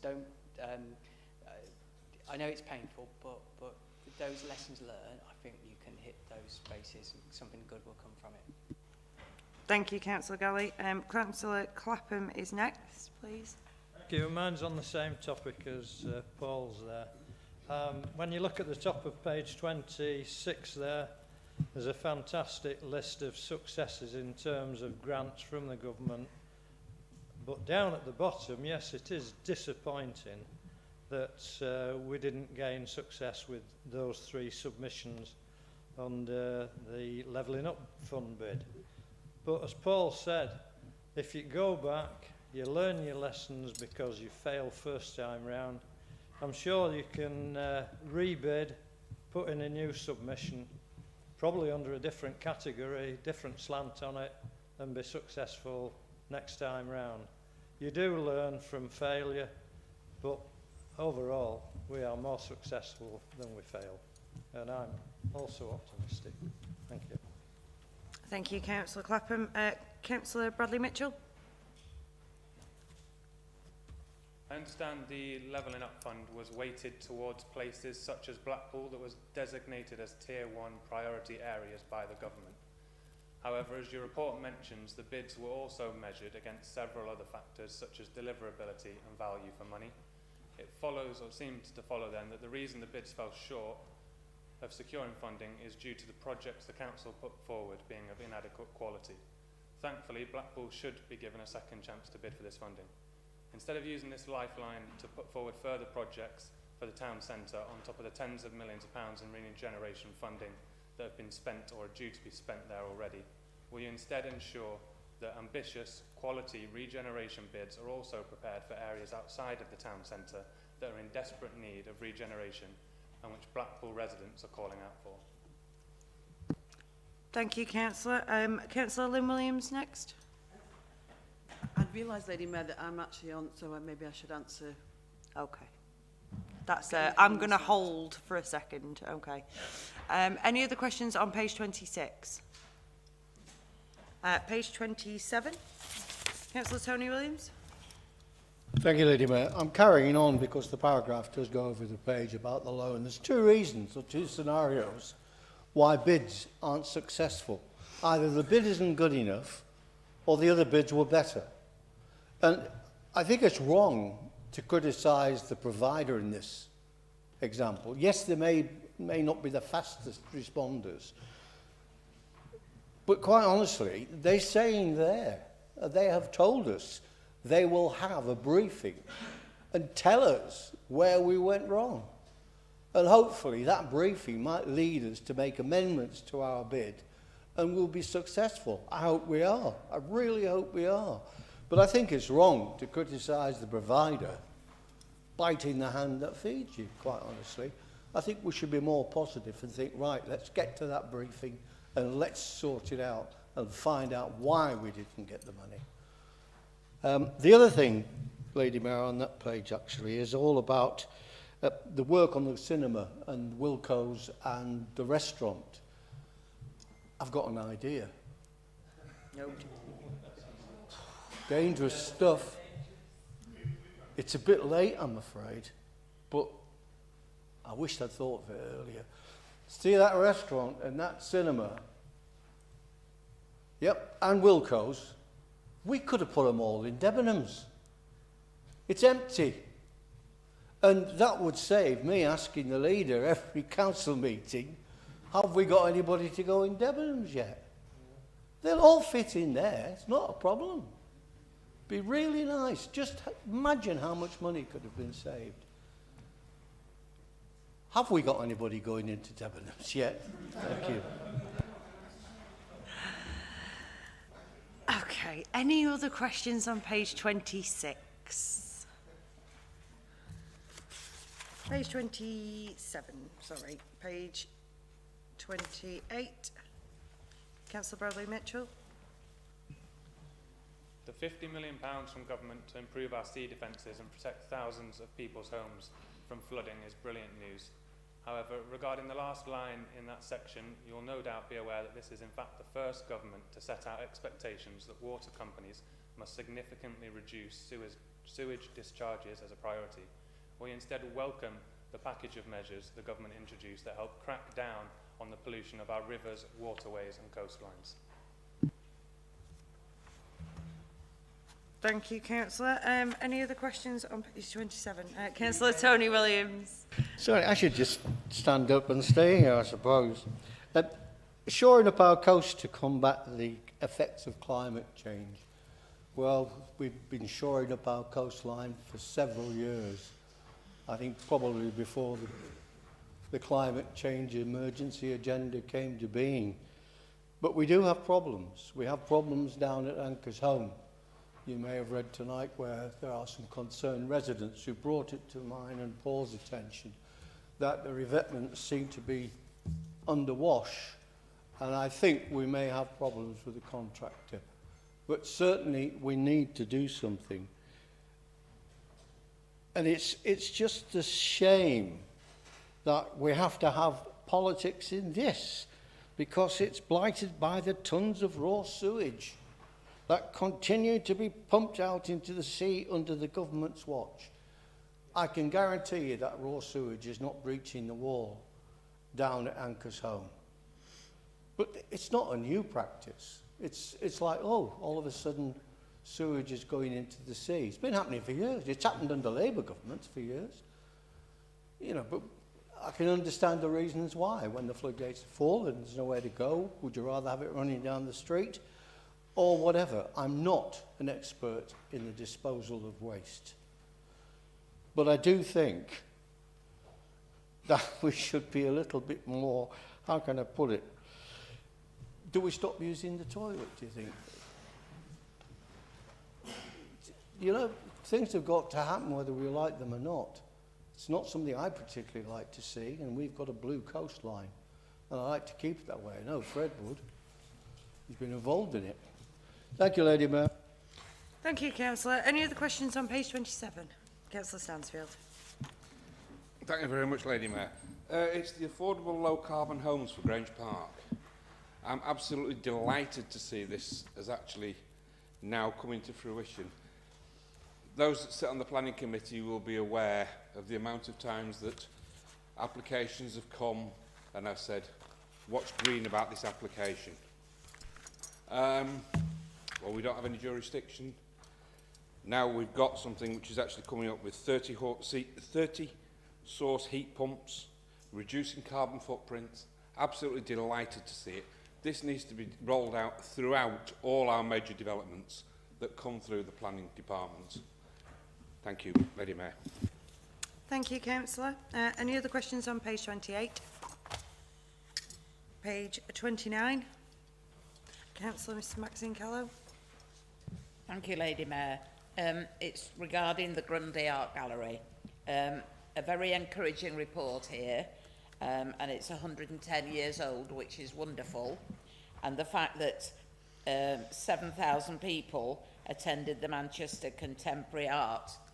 I wondered how many, do we keep a record of how many people actually visit the Grundy over a monthly basis or an annual basis?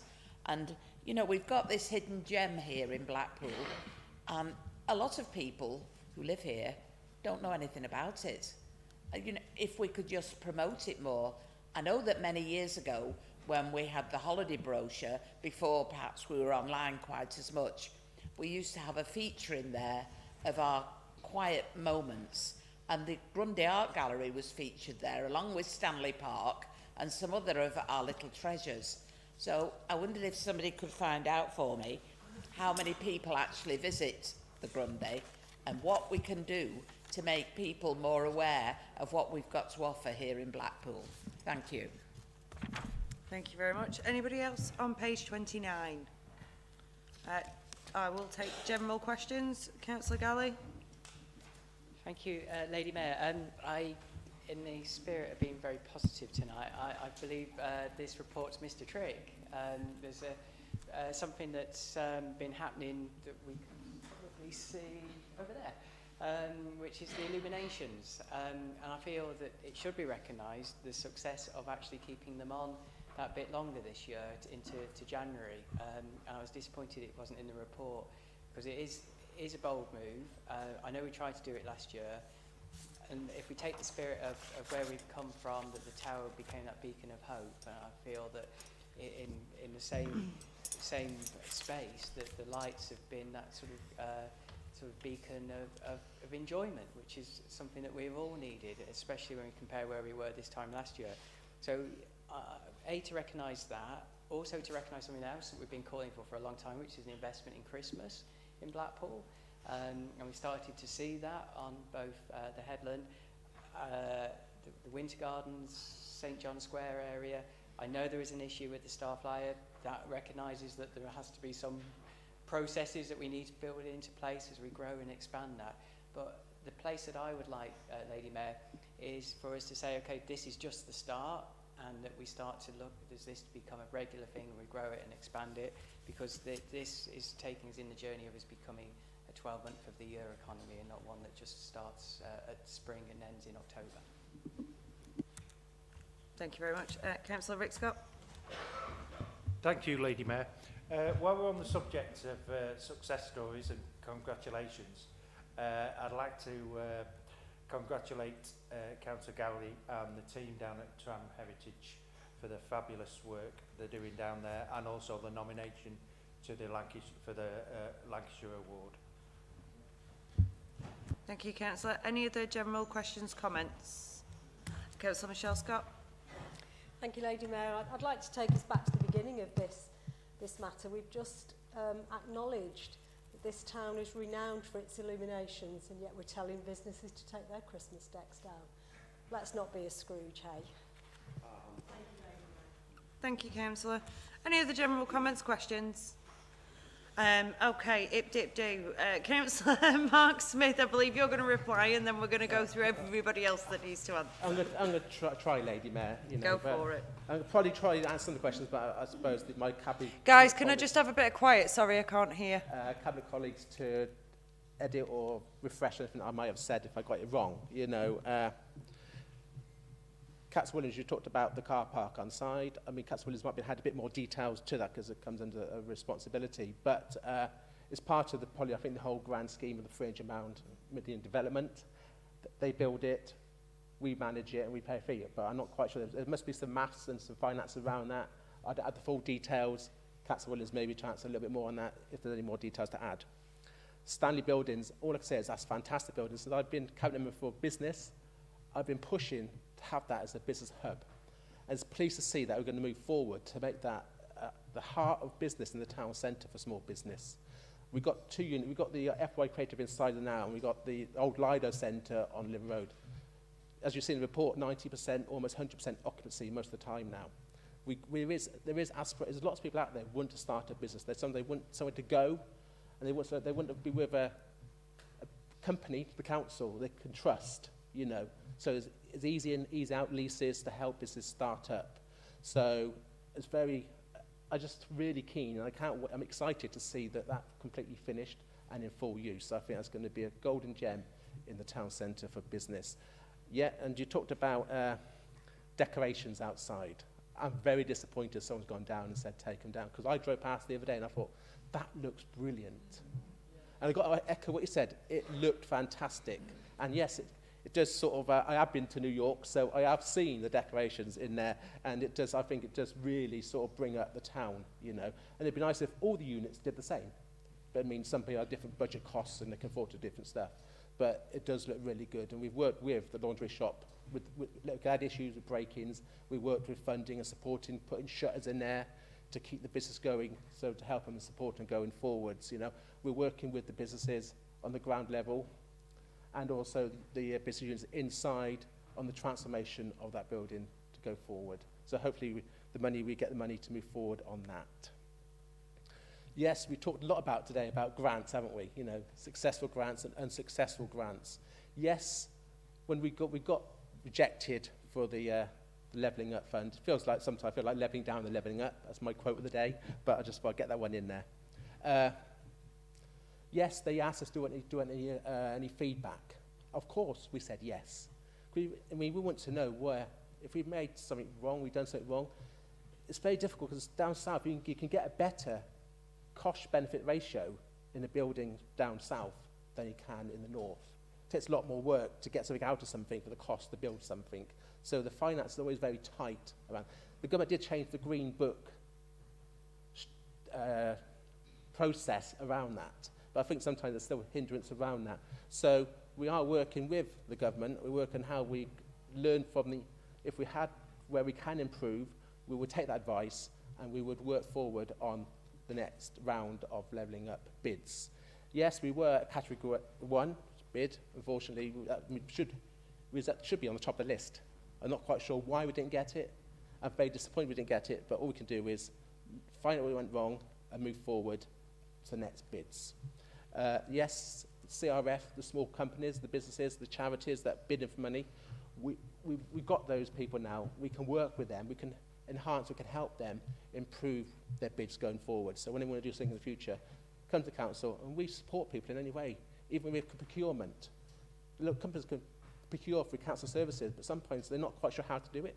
The council support them, businesses, and how they can help and get support in putting procurement bids into the council to get council contracts for local people, for local businesses. We work very hard to support the community and the businesses in town to give them as best help we can in where we possibly can do. I think I've covered all those 4 questions people asked from different angles across there. Wilco's, I don't know the answer to that yet. I'll ask Councillor Williams if she knows any more updates on Debenhams. I don't know nothing about sea defences, so I'm going to have to defer to my colleagues on that one. Okay. Turn on my page. You know, housing. I don't know. Grundy Gallery. Someone has to defer to that one. Investment in the town centre. I went down on Friday for the launch of Christmas by the Sea. It was swarmed with people enjoying themselves. I've never seen so many people on the promenade on a Friday night in November, mid-November. It's fantastic.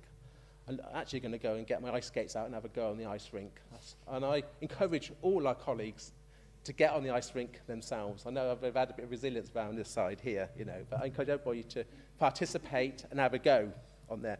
Also, in conjunction with that, we brought forward the parking offer earlier this year. We normally just do it from December through to the first third of roughly of January. We brought that forward to the 17th of November in line with the Christmas package of events that's happening in the town centre. So as you know, it's been promoted. You can park for 3 hours, £4 on many of the council car parks across Blackpool, as long as you use the pay by phone app. We've got service available, okay? Yes, I echo what you said about Councillor Galleys. Does a fantastic job down the tram depot.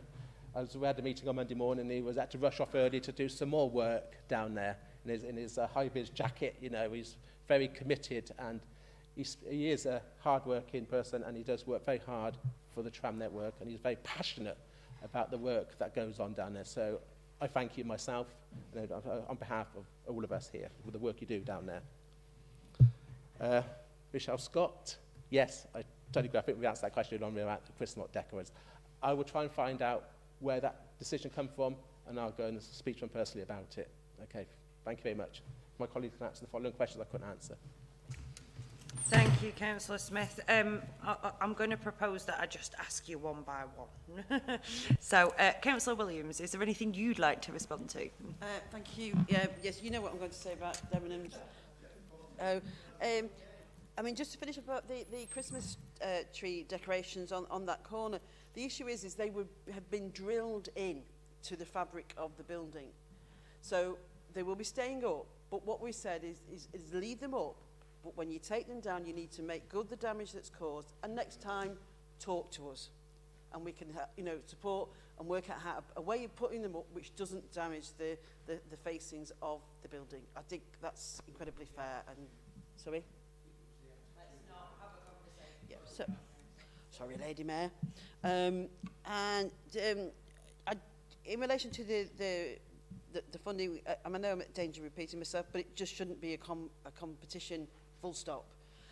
In terms of the coding, the grading of 1, 2 and 3, we were told if you were in 2 and 3, you really shouldn't need to bother applying.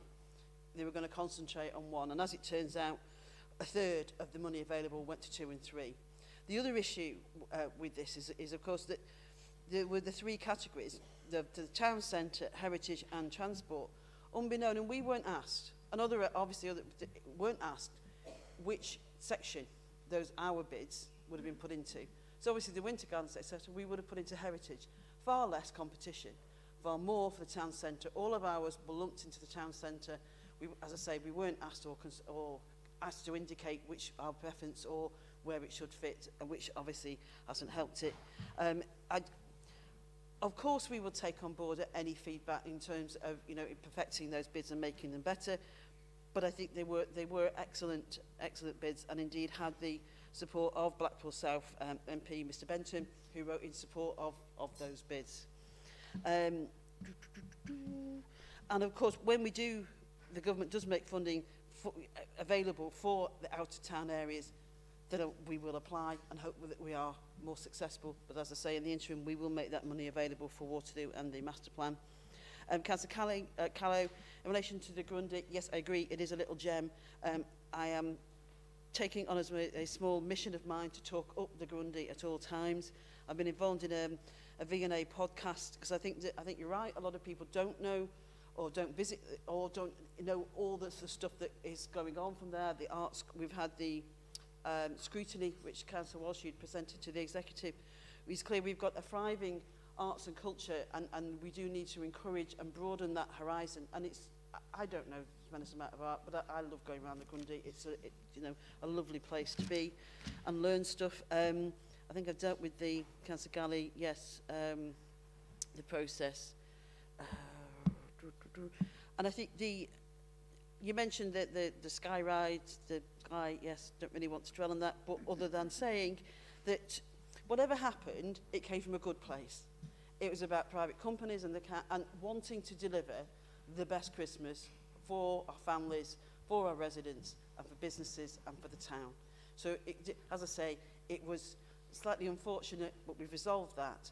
But it was all about with the best, absolutely the best intentions, and we'll perfect that joint working going forward.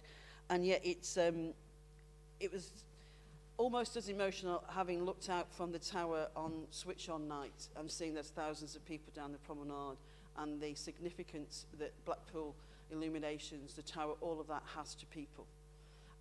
And standing on the stage when we opened the ice skating rink, to see hundreds of people there and seeing the promenade look so beautiful and full of people, it's really fantastic to see, and will continue weather permitting. And yeah, I agree, Councillor Scott. Congratulations, Councillor Gell. You know I have a very soft spot for trams, so, and good luck. Thank you. I think that was it. Thank you, Councillor Williams. Councillor Taylor. Thank you, Lady Mayor. Just a couple of points.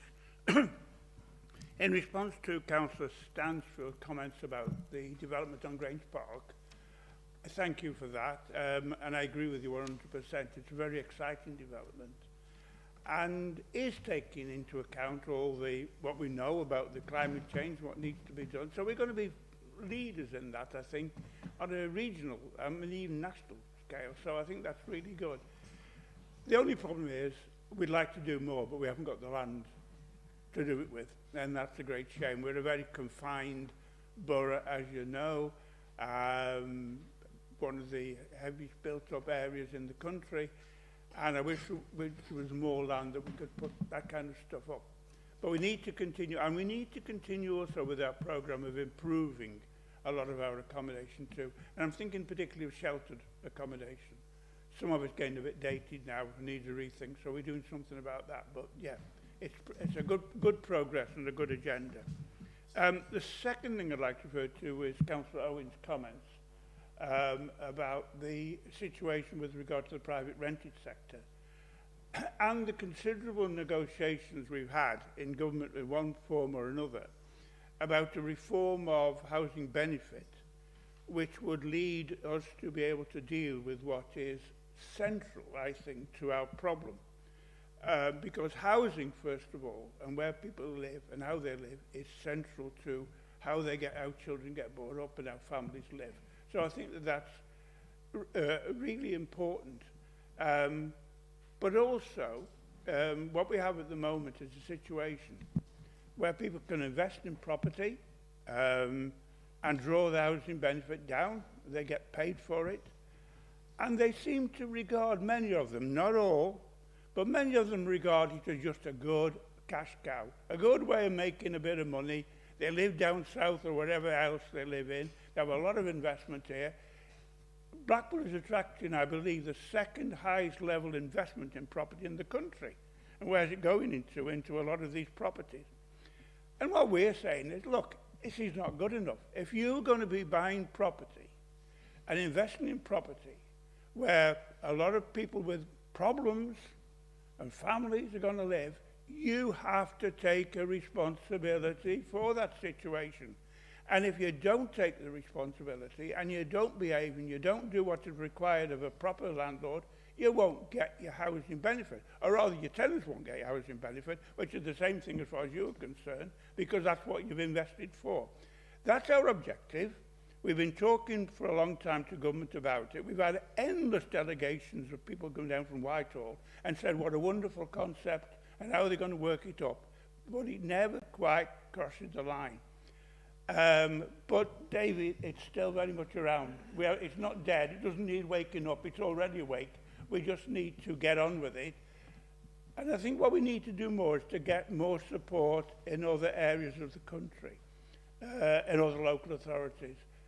Because we found at the moment, we put up a wonderful case, we tell people, and they go back to Westminster and say, well, that's just Blackpool.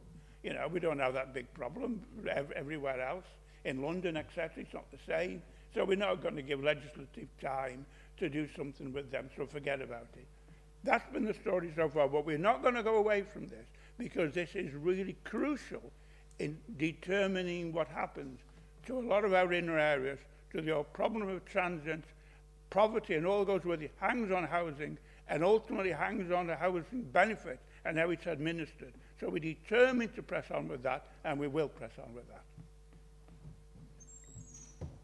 Thank you, Councillor Taylor. Councillor Brooks, anything to add? Nothing to add. Okay, marvellous. Councillor Hugo? Thank you, Lady Mayor. Yes, so Councillor Mitchell and Councillor Williams referred to the sewage potentially in our sea. I'm sure everybody will be in agreement here that it's really important that our coastal waters are kept to the best quality possible. And you may be pleased to know that I'm a member of the LGA Coastal SIG, which is Special Interest Group, and have recently been given the task of champion for coastal water quality. And just this afternoon I was in a meeting with people from all across the country discussing the issue of the new Environment Act and how that's going to impact on the quality of our coastal waters. And next year, in February, hopefully, we're going to be inviting the Environment Agency to speak to us on that exact issue. We're also interested to hear from DEFRA, United Utilities and Ofwat, because there's some confusion or lack of clarity around who is exactly responsible and who can be held accountable for ensuring that our waters remain to the best quality possible. So I'll be happy to report on that further in the new year. With regards to the problems at Anchor's Home, yes, I'm aware of the media today around that, and officers have been in touch with me to reassure me that scientific people have been to investigate and that everything is in hand. I have a written report from Claire Nolan-Barnes. Rather than read it out now, I can circulate that after the meeting. And just thank you to Councillor Stansfield for your enthusiasm. And yeah, it's really good news. Bit of test and learn as well. It's new technology, so it'll be interesting to see how it pans out. Thank you. Thank you, Councillor Hugo. After answering those questions, we'll move on to the next agenda item, which is the Climate Action Plan. It's pages 31 to 36. Councillor Hugo, I believe you're moving this. Yes, thank you, Lady Mayor. I'm really proud to present the action plan to full council tonight. As you will know, the council declared a climate emergency in 2019 and has set a target to be net zero as a council by 2030.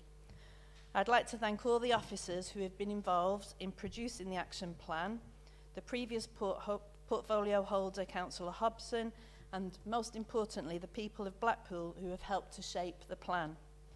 In particular, the Climate Assembly, the Young People's Climate Group, and our residents who have contributed through consultation. The action plan is a dynamic document and will be regularly reviewed and monitored in line with new innovations and funding streams. The Climate Emergency Steering Group and the Climate Action Partnership will continue to meet to ensure all our partners and stakeholders can contribute to the plan and help us reach our ambitious but critical target. With that, Lady Mayor, I formally propose the recommendations 2.1 and 2.2 to approve the plan and the monitoring arrangements. Thank you, Councillor Hugo. I believe you've got a seconder in Councillor Lou Williams. Yes, happy to second and reserve the right to respond. Thank you. Thank you very much. In which case we'll go straight into other councillors able to speak. I'm just going to remind people that during a debate you get one opportunity. So if you are unsure whether you might pick something else up, do not put your hand up twice because I won't call you. So, Councillor Galley. Thank you, Lady Mayor. I'm pretty certain it's just the one question. First, actually, there was a process I had actually, so there were two questions which I did narrow it down to one. The first was, when you embark on such an ambitious piece of work and then you stick a plan next to it, it's really important, Lady Mayor, not to put yourself in a cul-de-sac that you can't then have the flexibility to amend and change to reflect the times and so on as you go through. And I thought, so that was my first question, which you obviously answered when I read the report of how that would be done. The question, therefore, is the democratic accountability that sits alongside those two groups. So for us as a full council, it's come before us, which is great. We get to see it now. The question for the portfolio holder, Lady Mayor, is how will we as councillors be able to be part of this change and this process to scrutinise, to question and make those amendments as time delivers some of these objectives and other priorities kick in and so forth. Thank you. Councillor Mark Smith. Thank you, Lady Mayor. Two things I want to say regarding the report in front of us is I think everybody, one of us in the whole town has responsibility towards reducing climate issues. Take it on board, each one of us, to do what we can. Every little bit will help, will cause a big difference across the town. So not just here, residents, it's businesses across the whole town. Secondly, I'd like to say is that if we're on a body of a board, I'm a governor of a school, I'm going to raise it on their agendas that we need to be aware that we need to lead from the front here.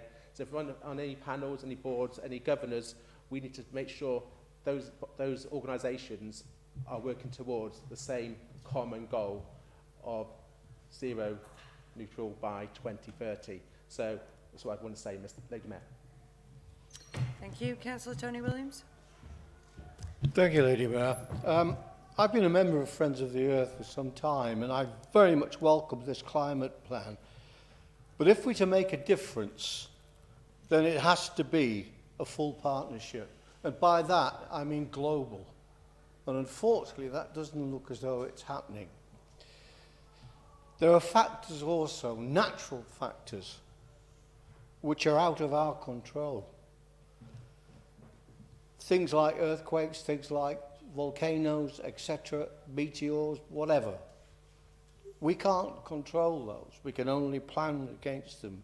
And of course, there's nature, Mother Nature's revenge, which can be quite fierce. Did you know that over 90%, well over 90% of the animals that ever walked or crawled or swam on this planet are extinct? Over 90%. We didn't eat them all. You know, it just happens. You know, things like this do happen. So I think we should be very cautious of the fact that we're setting ourselves up to fail. I think it's a great report. I think it's a great way forward. But I think we have to be fluid with it. We have to be flexible. And it's not just us setting ourselves up to fail. I think all the councils and all the government are probably doing the same thing. This is new territory. You know, we're measuring things, or we're trying to get forward with things that we really have no experience with. But I do welcome the report, and I just hope that we can be fluid and that we can review it along its stages. Thank you. Thank you. Councillor Walsh. Thank you, Lady Mayor. When we all signed up to the Climate Emergency Declaration in 2019, I don't think we were explained to what that would mean later on down the line. So as we've come to this Christmas period, and one problem that I've seen as a newly elected member was to try and obtain the Christmas trees for our ward. And if I could speak on behalf of Councillor Cox and myself, I found the whole process to try and provide the residents of Squires Gate a Christmas tree quite fraught, to be honest, because we've gone from trying to source a tree that was deemed as sustainable from forests in Scotland, possibly, that's their business. They grow trees, cut them down, replant them, to it's got to be carbon neutral. So that's left us in a bit of a quandary to say, well, how do we do this? Where do we go for this tree? We're in November, we're rushing around like headless chickens, we want to deliver something for the residents. We've talked about abject poverty and people who maybe not be able to afford certain things. So where do we go? Now I just want to say thank you to Blackpool Illuminations Department, especially Richard Williams, who we've reached out an olive branch, and thankfully the gentleman stepped up to the plate, and the Illuminations Department had a tree, a plastic tree, or a carbon neutral tree as we want to rephrase it. So the people of Squires Gate will have a bit of snow covered on the corner of Highfield Road and Harrouside this winter. So thank you to the Blackpool Illuminations Department. Thank you. Thank you, Councillor Walsh. Councillor Mitchell. On page 33, it states the Lancashire Pathways Options Study, jointly commissioned by Blackpool Council, it states that the Blackpool cannot achieve net zero by 2030. The cost across the whole of Lancashire to achieve a 68% reduction by 2030, in line with the government's time frame for net zero by 2050, is estimated at £15 billion. So do you think this target is even plausible? What is the estimated extra cost to taxpayers in Blackpool to meet this target? Do you think these additional costs are appropriate when you're unable to deliver the basics of filling potholes and removing weeds from the streets? And what are the indirect costs to businesses due to some of the action plans, like shutting off the illuminations to traffic? Thank you, Councillor. Any other questions, comments? Councillor Rick Scott. Thank you, Lady Mayor. Just to follow on what Councillor Walsh was saying about Richard at the illuminations, and I want to pass on my thanks to him and his team. You and half the council, including me. Yeah, but it seems disappointing when they have to go. We have to go to these lengths. When you look at our neighbours, Fylde Council, and the beautiful display that the tree that they've just put up, which was sourced from a local firm, they're supporting local businesses. I forget the name of the company now, but it was a local firm where they've sourced this sustainable tree from, and it's just a shame that we couldn't do the same. Okay, anybody else wishing to join the debate before I pass back over? Councillor Hugo, you have a right to reply. Thank you very much, Lady Mayor. Okay, so just find my space from before. Okay, so Councillor Galley, there was a bit of a theme here from some of your colleagues as well around the need for the plan to be fluid, the need for us to be able to be flexible and to change, but also for people to be involved. And absolutely, the appetite is there for the more people that can be involved, the better, because I think as Councillor Smith pointed out earlier, we need our partners. It's not just about Blackpool, it's not just about the council, it's about everybody getting involved and doing what they can. In more detailed, specific sense. We've got audit who are going to be heavily involved in looking at the action plan and what that means there. So I'm sure you'll have a lot of opportunity there, Councillor Galley, to be involved through that format. And also that I do believe that this issue is going to remain as on the topic for the full council, but I'll get some more detail about how we can do that going forward. Yes, so that's reflecting what you said, Councillor Smith, about the need to encourage partners if we're governors on school boards, etc., etc.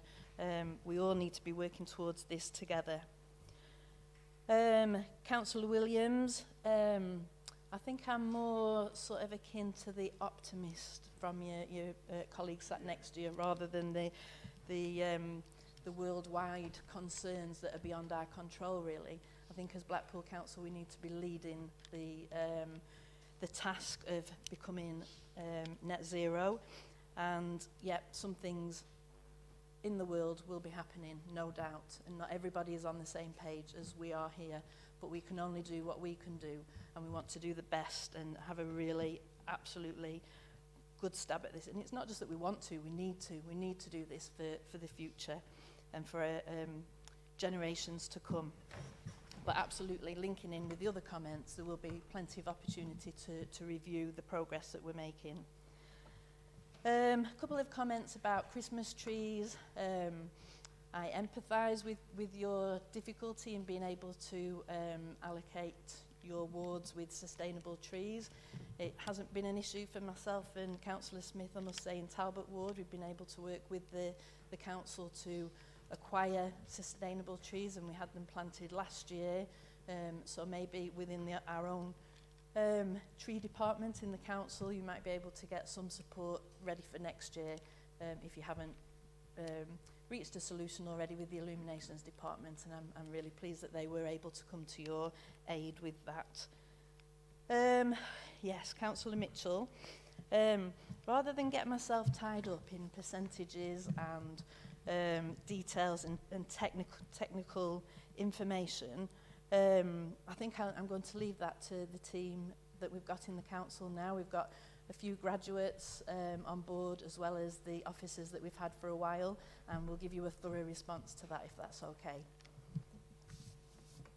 And that's it, I think, Lady Mayor. Thank you. Thank you very much, Councillor Hugo. In which case we'll go on to voting on the motion. So just to be clear, you didn't indicate. It should have come in before the Sorry. So we'll move straight to the vote. So just to be absolutely clear, we're looking at page 31. It's recommendations 2.1 and 2.2. Can I have all those in favour, please raise your hands. Any against? Any abstentions? Oh, we love it when it's a unanimous. Fabulous. In which case we'll move on to agenda item 6, which is Partnership Governance Framework, pages 37 to 48. Councillor Galley, I believe you're moving this. I am indeed, Lady Mayor. Thank you for that. Yes, happy to move this recommendation, Lady Mayor. It's come about through an action in our annual governance statement, and it's going to bring consistency and good governance in respect of our partnerships, but our strategic partnerships, and it's really crucial that definition. Significant relationships, I should say. Now, what that allows us to do is identify what constitutes a significant relationship, and how we then manage that process. And those two definitions that I need to sort of highlight before the elected members, Lady Mayor, are based around finance and strategic importance. And crucially, it's then how we manage those relationships, and the guidelines set out for that relationship are in the framework. Again, it'll allow us to amend and review, but I believe we should start to see some clear actions, and it's very clearly laid out and defined further part at the back of the report, page 76, page 77, exactly how the officers will do that. So it's quite a good move in terms of the guidelines it gives us, and I'm happy to move it forward. Thank you, Councillor Galley. Councillor Lou Williams, are you seconding this? Happy to second, Lady Mayor, thank you. Okay, thank you. In which case we'll move on to a debate. Other councillors' right to speak. So has anybody got any questions, comments? Oh, everybody went quiet. We like that. Moving on quick. In which case, Councillor Galley, you have nothing to respond to. So I will move straight to the vote. All those in favour, please raise your hands. Any against? Any abstentions? Marvellous, that is carried unanimously as well. Don't we love it when we can do that? In which case, that's the close of business, everybody. Thank you very much for attending and have a good rest of your evening.